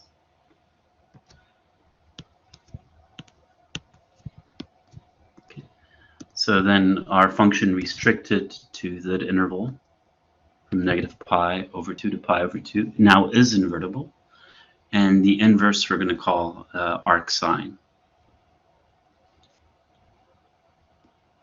So we're going to write either, you're going to see sine inverse, even though it's not sine, the whole thing doesn't have an inverse, but sine restricted to a certain interval does. Or you'll see this written as arc sine. Okay. So what I'm going to do is simply take this graph and then rotate it 90 degrees, and then we'll flip it about. We're going to reflect about the diagonal. Okay. Okay. So the range of sine is from negative 1 to 1. That means that the the domain of arc sine is going to be negative 1 to 1. So the range of sine becomes the domain of arc sine. Okay. And the range of arc sine, okay, well, here the domain of sine is restricted to an interval, right? Negative pi over 2 to pi over 2 becomes the range of arc sine. And if we draw this correctly, that should be like yeah, something like that. So that's the graph of arc sine.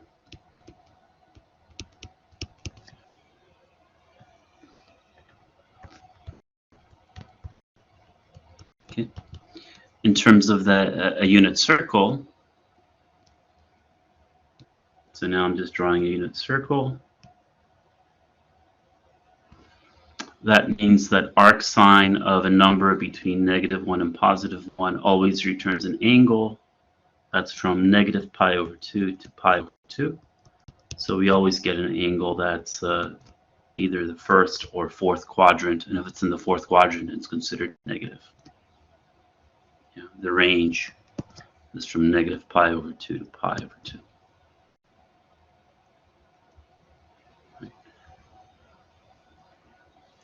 And so that's going to be important to us, right? Because things like, if I take something like arc sine of sine of, let's say, 3 pi over 4. Okay. The problem is that this does not equal 3 pi over 4. Arc sine is not the inverse of sine, right? But rather arc sine is the inverse of sine only on well, Right. Only if this theta was between negative pi over 2 and pi over 2, but it's not. Okay, so let's just compute this. So sine of 3 pi over 4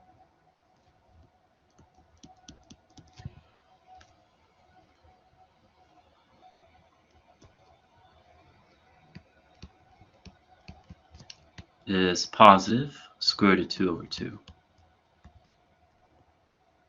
But the arc sine then always returns an angle between negative pi over 2 and pi over 2. So we're no longer going to get an answer that's in the second quadrant, right? But rather the first quadrant. So you would reason that this is some angle in this range. And if arc sine of square root of 2 over 2 is theta, then sine of theta and that must be square root of 2 over 2. So then we'd use our knowledge of the unit circle to figure out that theta must be pi over 4.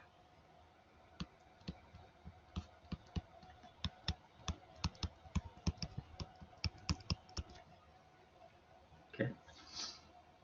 So you have to kind of be aware that arc sine is the inverse of sine only if you restrict sine to the interval from negative pi over 2 to pi over 2. Okay. So let's see if we can work some examples with that.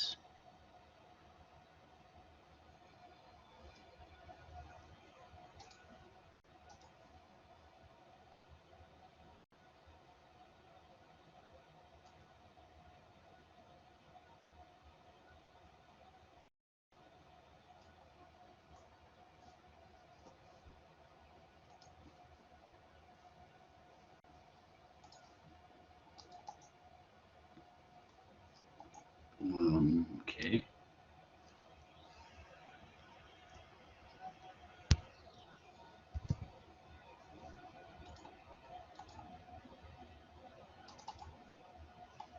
Again, I'm dealing with lag here, so I'm clicking on this picture so I can make it larger, but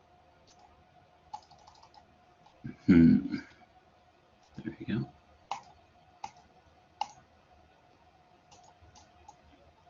There you go. There you go. There you go. All right. So for the first one, again, we just have to know the graph of arc sine. This is D, not A.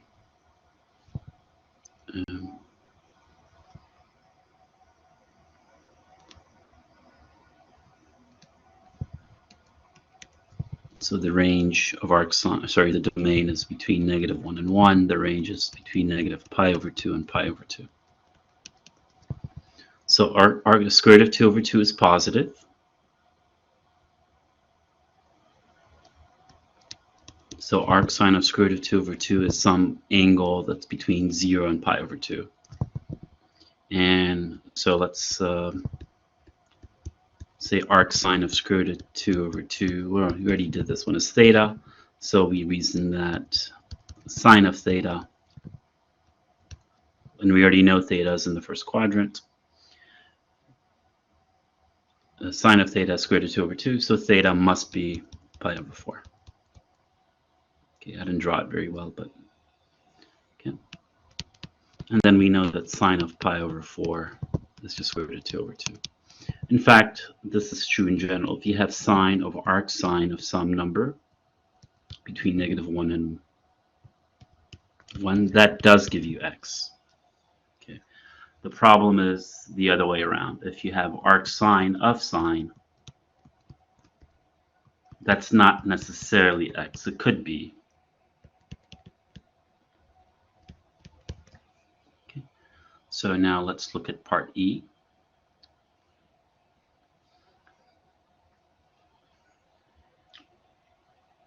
So we have sine of pi over 3.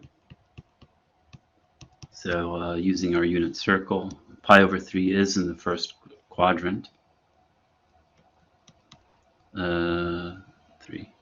So sine would be square root of 2, or square root of 3 over 2.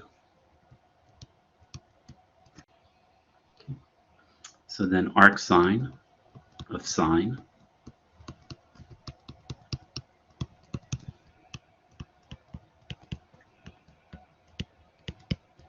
okay, so this is some angle.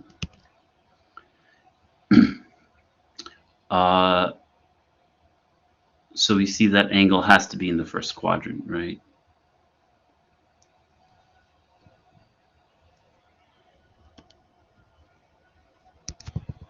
Square root of 3 over 2 is over here. You plug that into arcsine, you get a number that's between 0 and pi over 2. All right. So we'd reason that, well, if arcsine of square root of 3 over 2 is theta, then sine of theta must be square root of 3 over 2. So you'd get theta must be pi over 3. Okay.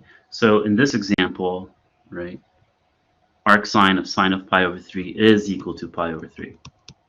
That's because the angle here started off being in the right range, right, from negative pi over 2 to pi over 2. Okay.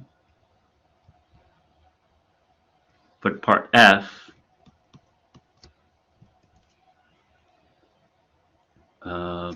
this time we have sine of 2 pi over 3. Well, 2 pi over 3 is in the second quadrant, right? It's no longer in the first or fourth quadrant. So this will not be equal to 2 pi over 3.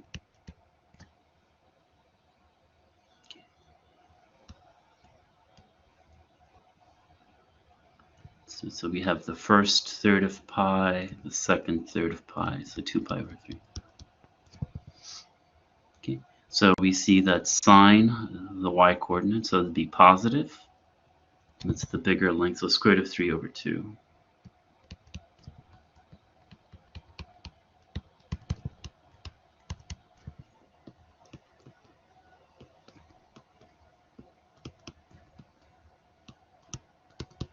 But then we know arcsine of square root of 3 over 2, we already computed that as pi over 3, right? So you got pi over 3 instead of 2 pi over 3. So the idea is that sine can take any real number. Right. So this is any real number. Sine will map that into the interval from -1 to 1. And then you take that real number between -1 and 1. So if this is x, say, this would be sine of x somewhere. And then arcsine takes that resulting number and maps it to somewhere in the interval from negative pi over 2 to pi over 2. Okay. So the idea was in this problem that our x was outside this range for arcsine. It was 3 pi over 2. Sorry, 2 pi over 3. Right. You stuck that into sine, and then you got square root of 3 over 2. But arcsine then necessarily, by the definition, gave us an angle between negative pi over 2, pi over 2. So that was pi over 3.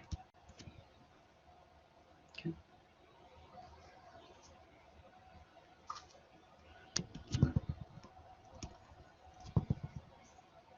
All right. We should look at the inverse of cosine, or the arcsine function as well. So let me just grab a graph of cosine.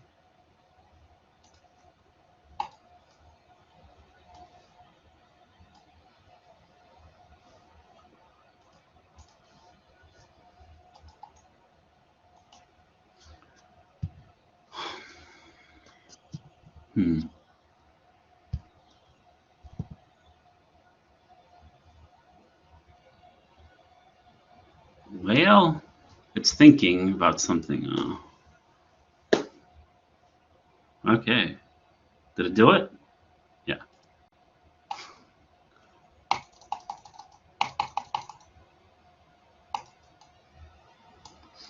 Now I'm wasting all this time. I could have just drawn the freaking cosine function, right?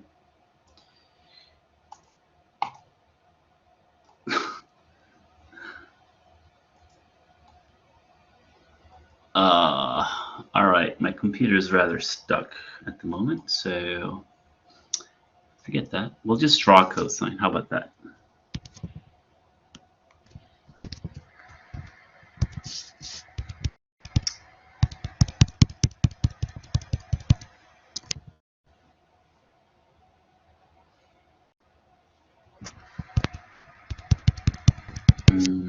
Okay.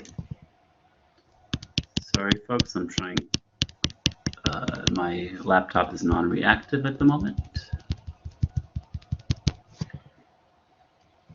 Let me just try to close it up, open it up.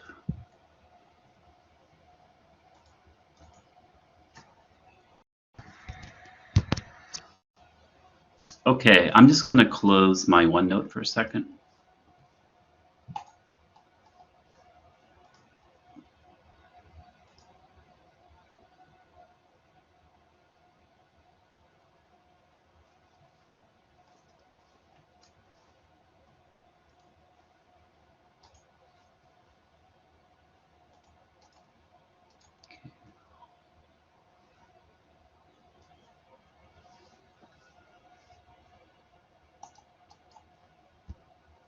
All right, whatever. Well, let's just see if this is acting better.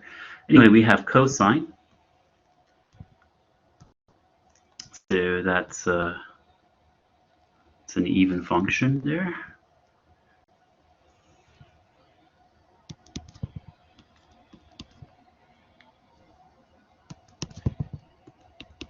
All right, so for cosine, again, the domain is all real numbers.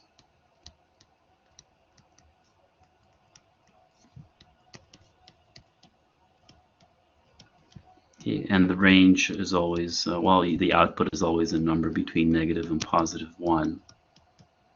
Okay, but this function, this cosine, is not invertible unless we restrict our attention to a certain interval. So we just make it an executive decision, and we say that we're just going to focus on cosine on the interval from 0 to pi. And looking at the graph of cosine on that interval, we see that that passes the horizontal line test, so it's invertible. So now we can talk about the inverse of cosine, but on that interval, right? So that's called sorry about that, I should have muted. That inverse is called arc cosine.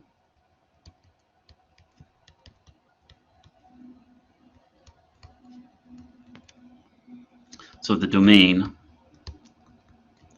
okay, if the range of cosine is between -1 and 1, then the domain of arc cosine, so if the domain of cosine, codomain of cosine, so if the range of cosine is between -1 and 1, then the domain of arc cosine is the same. And since the range of cosine is between -1 and 1, sorry, the domain of cosine is, well, we're restricting cosine to 0 to pi. So the range of arc cosine is 0 to pi.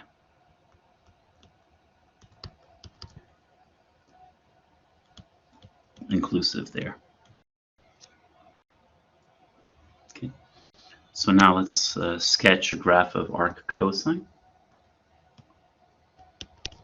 We're essentially taking this orange part of the graph of cosine and just reflecting about the line y equals x. Okay. So that would be 1.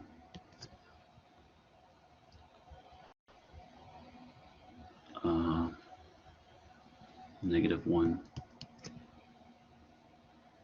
At 1, this is 0. So I didn't draw this very well, but that's okay. It looks something like that. Oh, that's terrible. Okay, so that's the graph, or a terrible graph of arc cosine.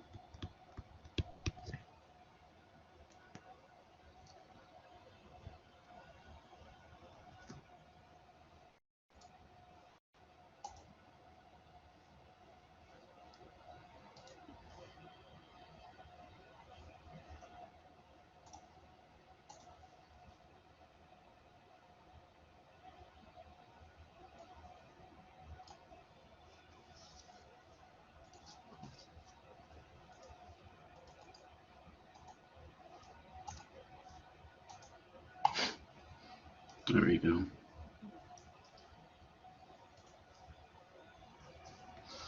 Okay, so as before, if you have cosine of arc cosine of some number between 0 and 1, that's just should return that number, right? So, oh, yeah, okay. So let's see how this works. So arc cosine of negative 1/3 is some angle. That angle is between 0 and pi.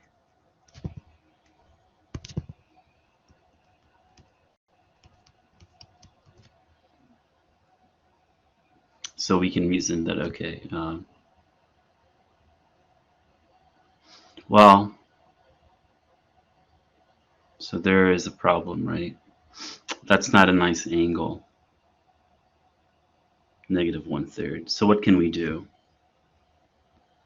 Well, so here's another, well, just negative 1/3. How can we reason? Well, we know that if arc cosine negative 1/3 is theta, then cosine of theta must be negative 1/3, right? That's it. So cosine of arc cosine of negative 1/3, which is theta, is just negative 1/3. Okay. So now let's look at part E. Okay. So let's look at cosine of. So the question is, well, can you guess whether this is equal to 5 pi over 6 or not?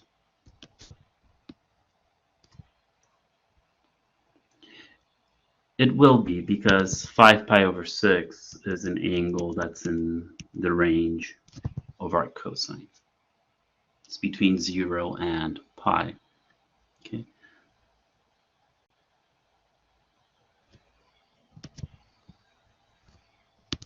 So we see cosine of 5 pi over 6 using our unit circle. 5 pi over 6 is just a sixth of pi short of pi. So cosine is negative there, and it should be the negative square root of 3 over 2. Okay. So then arc cosine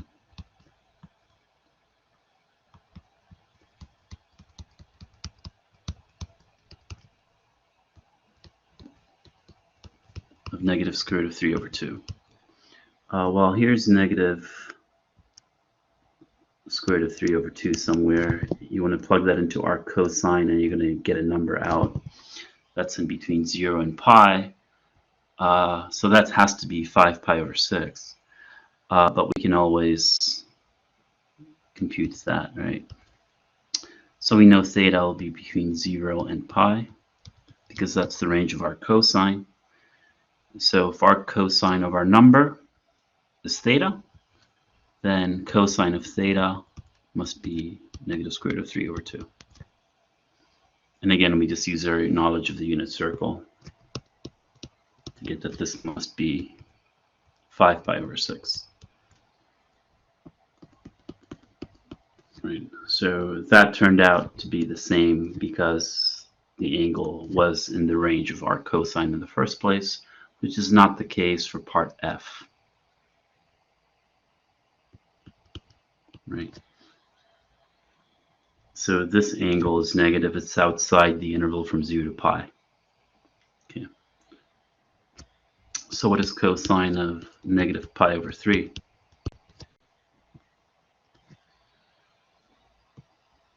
Unit circle. This time, instead of going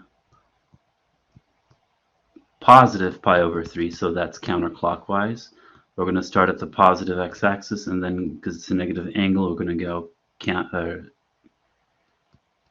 clockwise, right? So negative pi over 3 is over here somewhere. So we see cosine would be positive because we're in the fourth quadrant, and it would be the smaller side, so it'd be a half.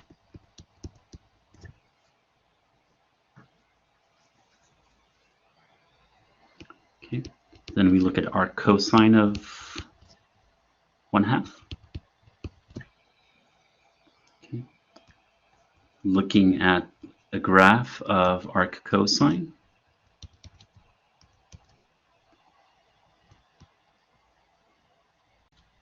You see that the answer we finally get is going to be a number between 0 and pi, so it's no longer going to be equal to negative pi over 3. Okay, so take a half, if you will, you stick it into your arc cosine to get some number from 0 to pi. So this number, let's say, represents an angle theta, so cosine theta has to be half.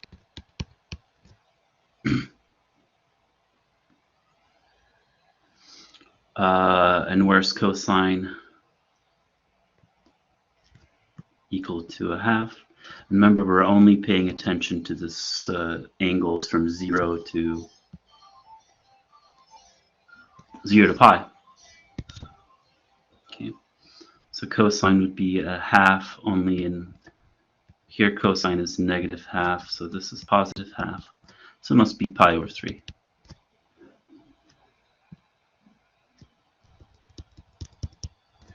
So just you have to consider range and domain when talking about arc sine and arc cosine. They are not inverses of sine and cosine, but rather inverses of sine and cosine when restricted to very specific intervals. Okay, so pi over 3 per f. All right, now we should also look at tangent, arc tangent rather, the other popular one.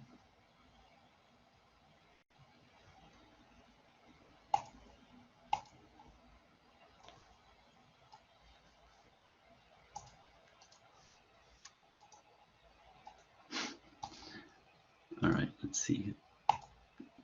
Oh yes, it works. Okay.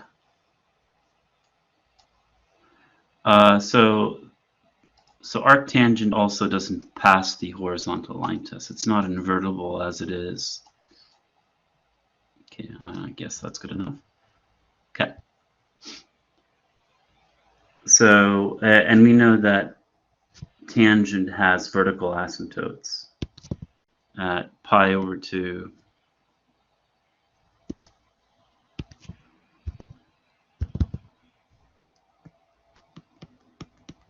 negative pi over 2.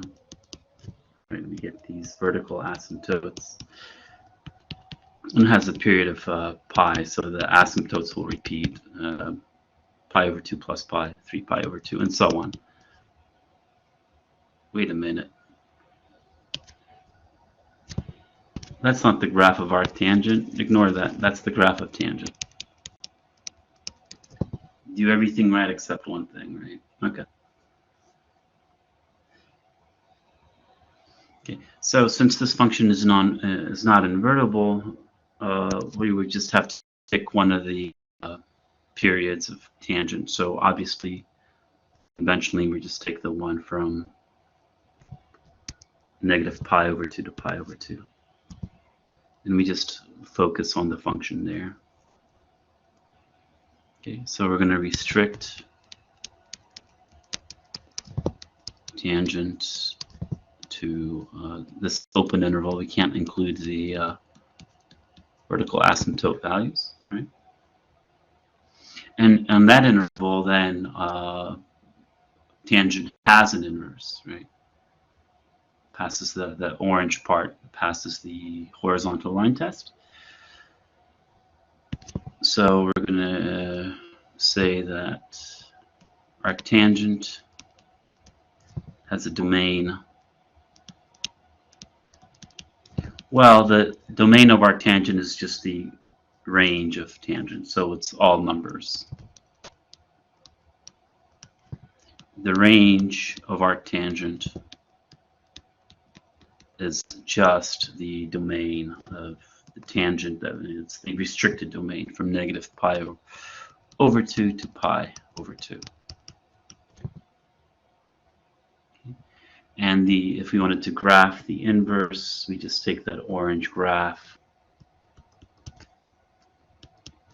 and then reflect it about the diagonal line to get the picture of its inverse. So notice that the two vertical asymptotes will become horizontal asymptotes. Okay. And then we're going to get something like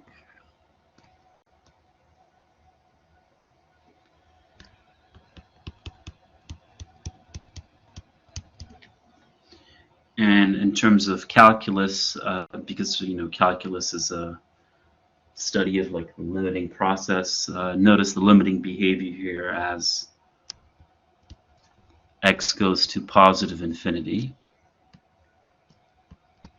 Arctangent approaches its horizontal asymptotic value, right, of pi over 2. So that's going to be something to keep in mind. That's going to be used in calculus when doing limits. And of course, on the other hand, or on the other side, if x goes to negative infinity,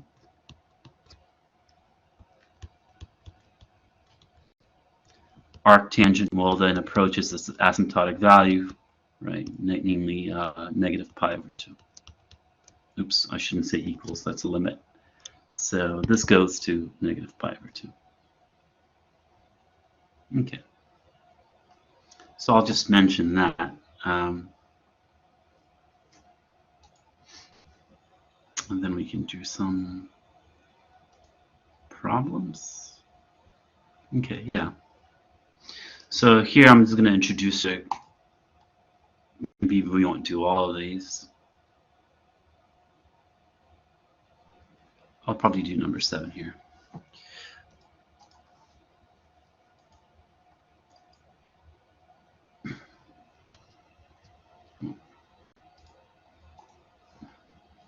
Okay. I'm too impatient for this lag. All right. Cool. There you go. All right. So now we're going to mix it up a bit. We're just going to do number 7 for now.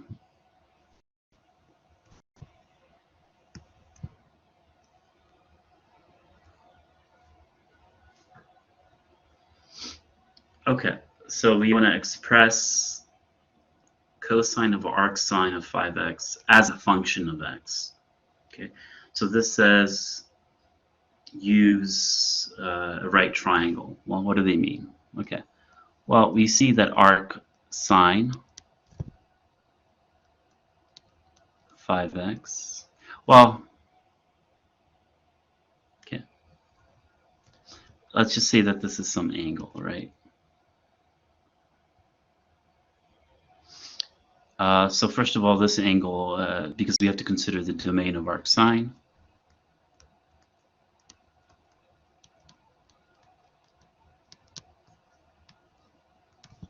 is negative pi over 2 to pi over 2. So we know that 5x is in that interval.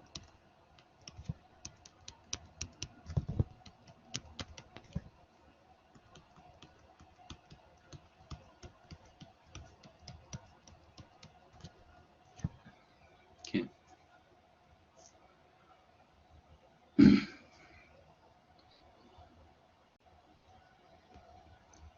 So if I were, okay.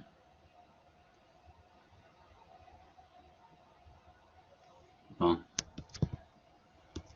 so we're just going to draw a triangle.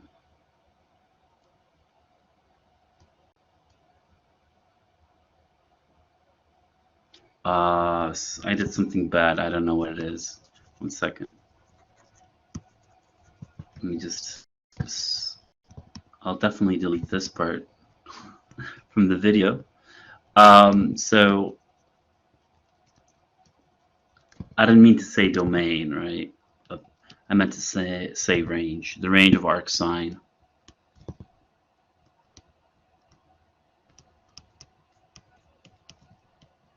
Is negative pi over 2 to pi over 2. So what I meant to say is that the angle, the theta, is such a number. Right. So, and I make a note of that because if we were to draw a right triangle, you see that theta could be between 0 and pi over 2. So we can draw a reference triangle there. This would be theta, would be positive. Okay, and we see that sine of that angle would have to be 5x.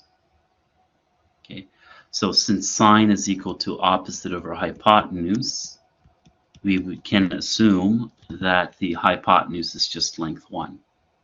So the opposite side would have to be 5x, and we can use the Pythagorean theorem to compute this adjacent side.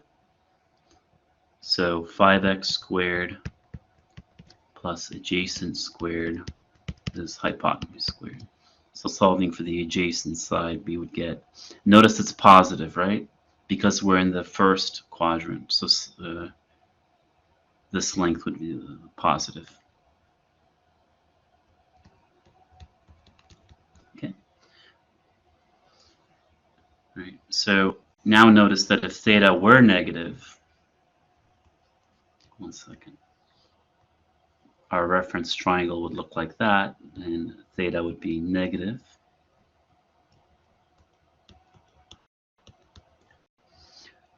But sine of theta is still opposite, except now it would be negative, right? And then over hypotenuse, oops. So x, it's terrible. Okay. Let's just, so x would have to be negative, but. And then this is still positive. So it doesn't matter, right, whether theta is negative or positive in this case.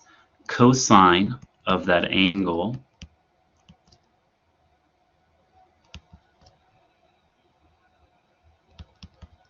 is just cosine of theta.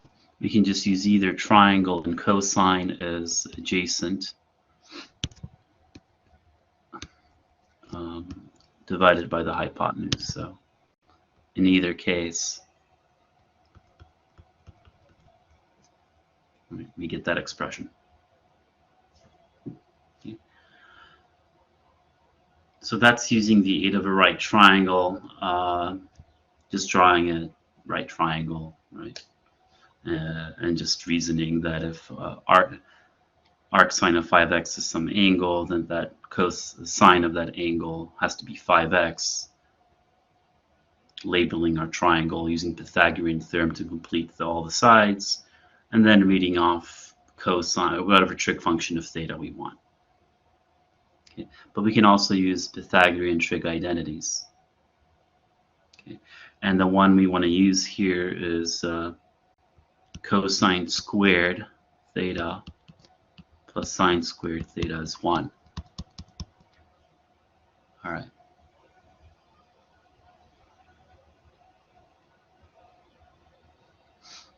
Right. So now if you replace theta with arc sine 5x, you get cosine squared of arc sine,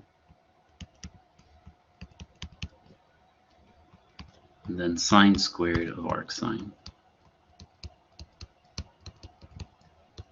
Okay, and as we said, sine of arc sine of whatever, let's call it u, is always u, right?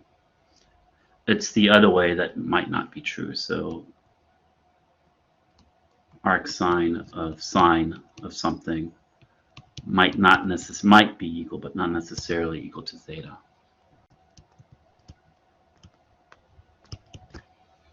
Okay, so over here we have no problem. We have sine of arc sine of 5x, so that's just 5x.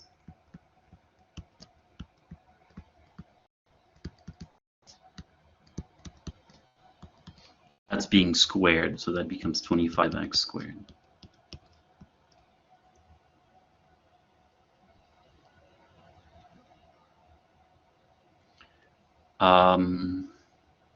So now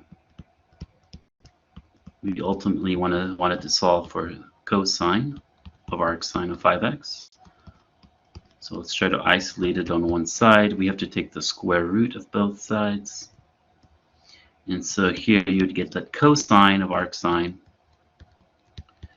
So in general, I mean, we don't know yet. I mean, we do, but it's plus or minus square root of 1 minus 25x squared. So here we have to know which one it is. Is it plus or is it minus, right? So how would we know whether...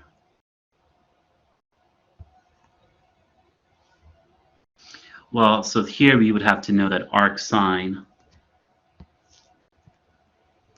What's the range of arcsine, right?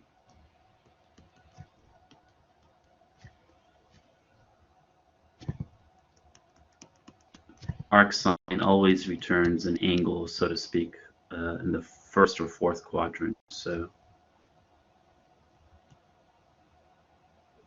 it's actually not quite right. So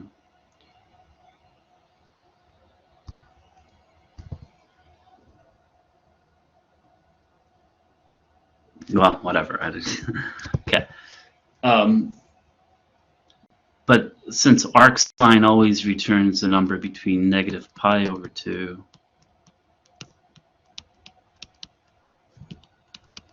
and pi over 2, so that's first or fourth quadrant, and we know cosine is positive in those quadrants, right? Then we know that the correct choice, the answer is not plus or minus, it's just plus because of the range of arcsine. All right. Let's see. So maybe we can try that again with number 8.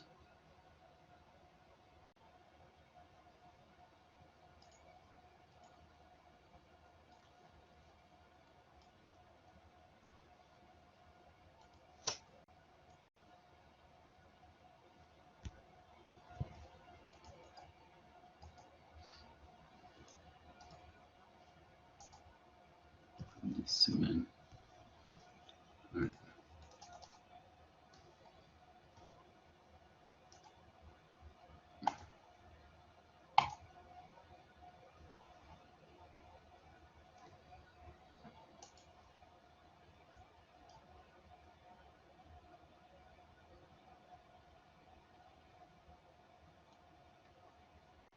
What a laggy thing. All right.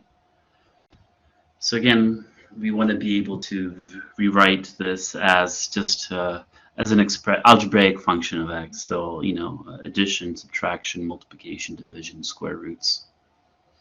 Okay. So we're going to use the right triangle first, apparently. Okay. So arctangent of 2 over x is some angle, right? Let's say theta, or some value. I'm calling it an angle, but and what's the range for that value of theta? Well, arctangent always returns a number between negative pi over 2 and pi over 2.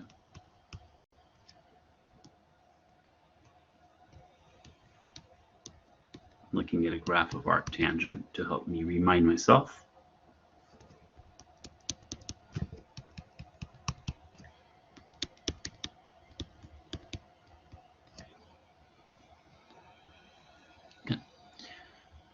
So this tells me that this angle, quote unquote, is again in the first or fourth quadrants, right?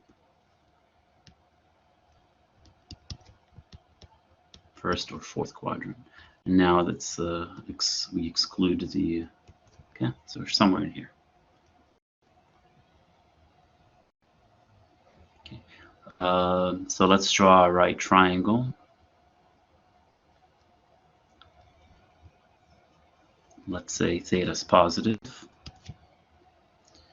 Right, so if, then we see that tangent of theta must be 2 over x. Tangent is opposite over adjacent. So let's just suppose the opposite side is 2.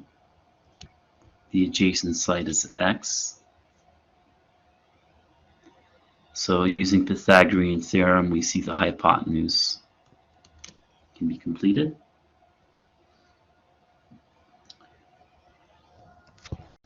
And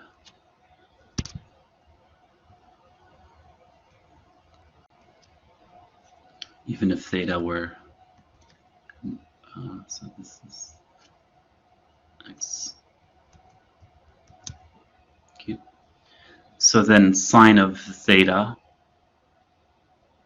you have to be careful here, right? So sine of theta, this would be like -2, I guess. That's tricky. Okay. So sine of theta in one case would be 2 over the hypotenuse.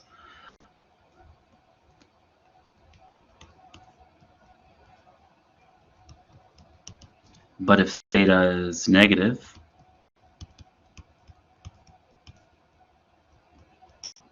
then sine would be, because, yeah, it's a little tricky.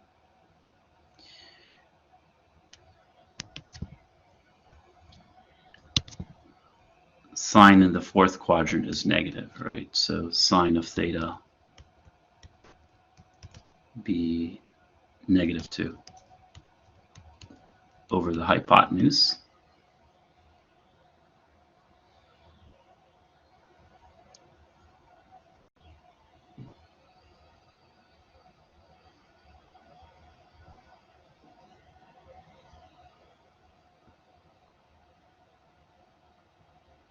Okay, so you would have actually two different answers depending on the value of x, right? So if, let's see if we can reason this out. So if x is positive, then we know that 2 over x is positive.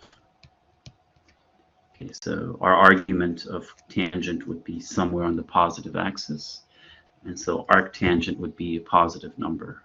So theta would be positive. So sine of such an angle would have to be positive as well, because that's like the first quadrant, right?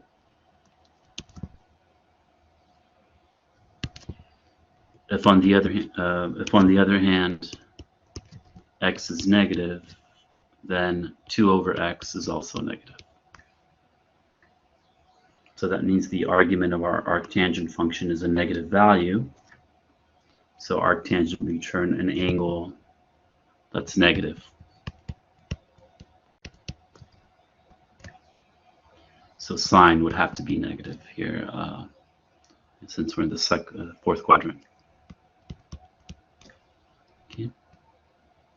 So we can now say that sine of arctangent of 2 over x is either positive, 2 over the expression for the hypotenuse, if x is positive, and it's the negative of that if x is negative. So those are just some details I hate to paint you with, but always kind of have to consider the range and the domain of your arc sine, arc cosine, arc tangent. Well, I hope this was somewhat useful. I don't know. I don't know how much you guys know or not, but I appreciate you being here, and I hope classes are going okay. And we are open starting Monday in the McDermott Library, the basement, the MIG basement as we call it. So you can always come by, drop by, and visit us and get help if you want. But I'll see you folks, presumptuous of me, but I'll see you folks next week. All right? All right, thank you.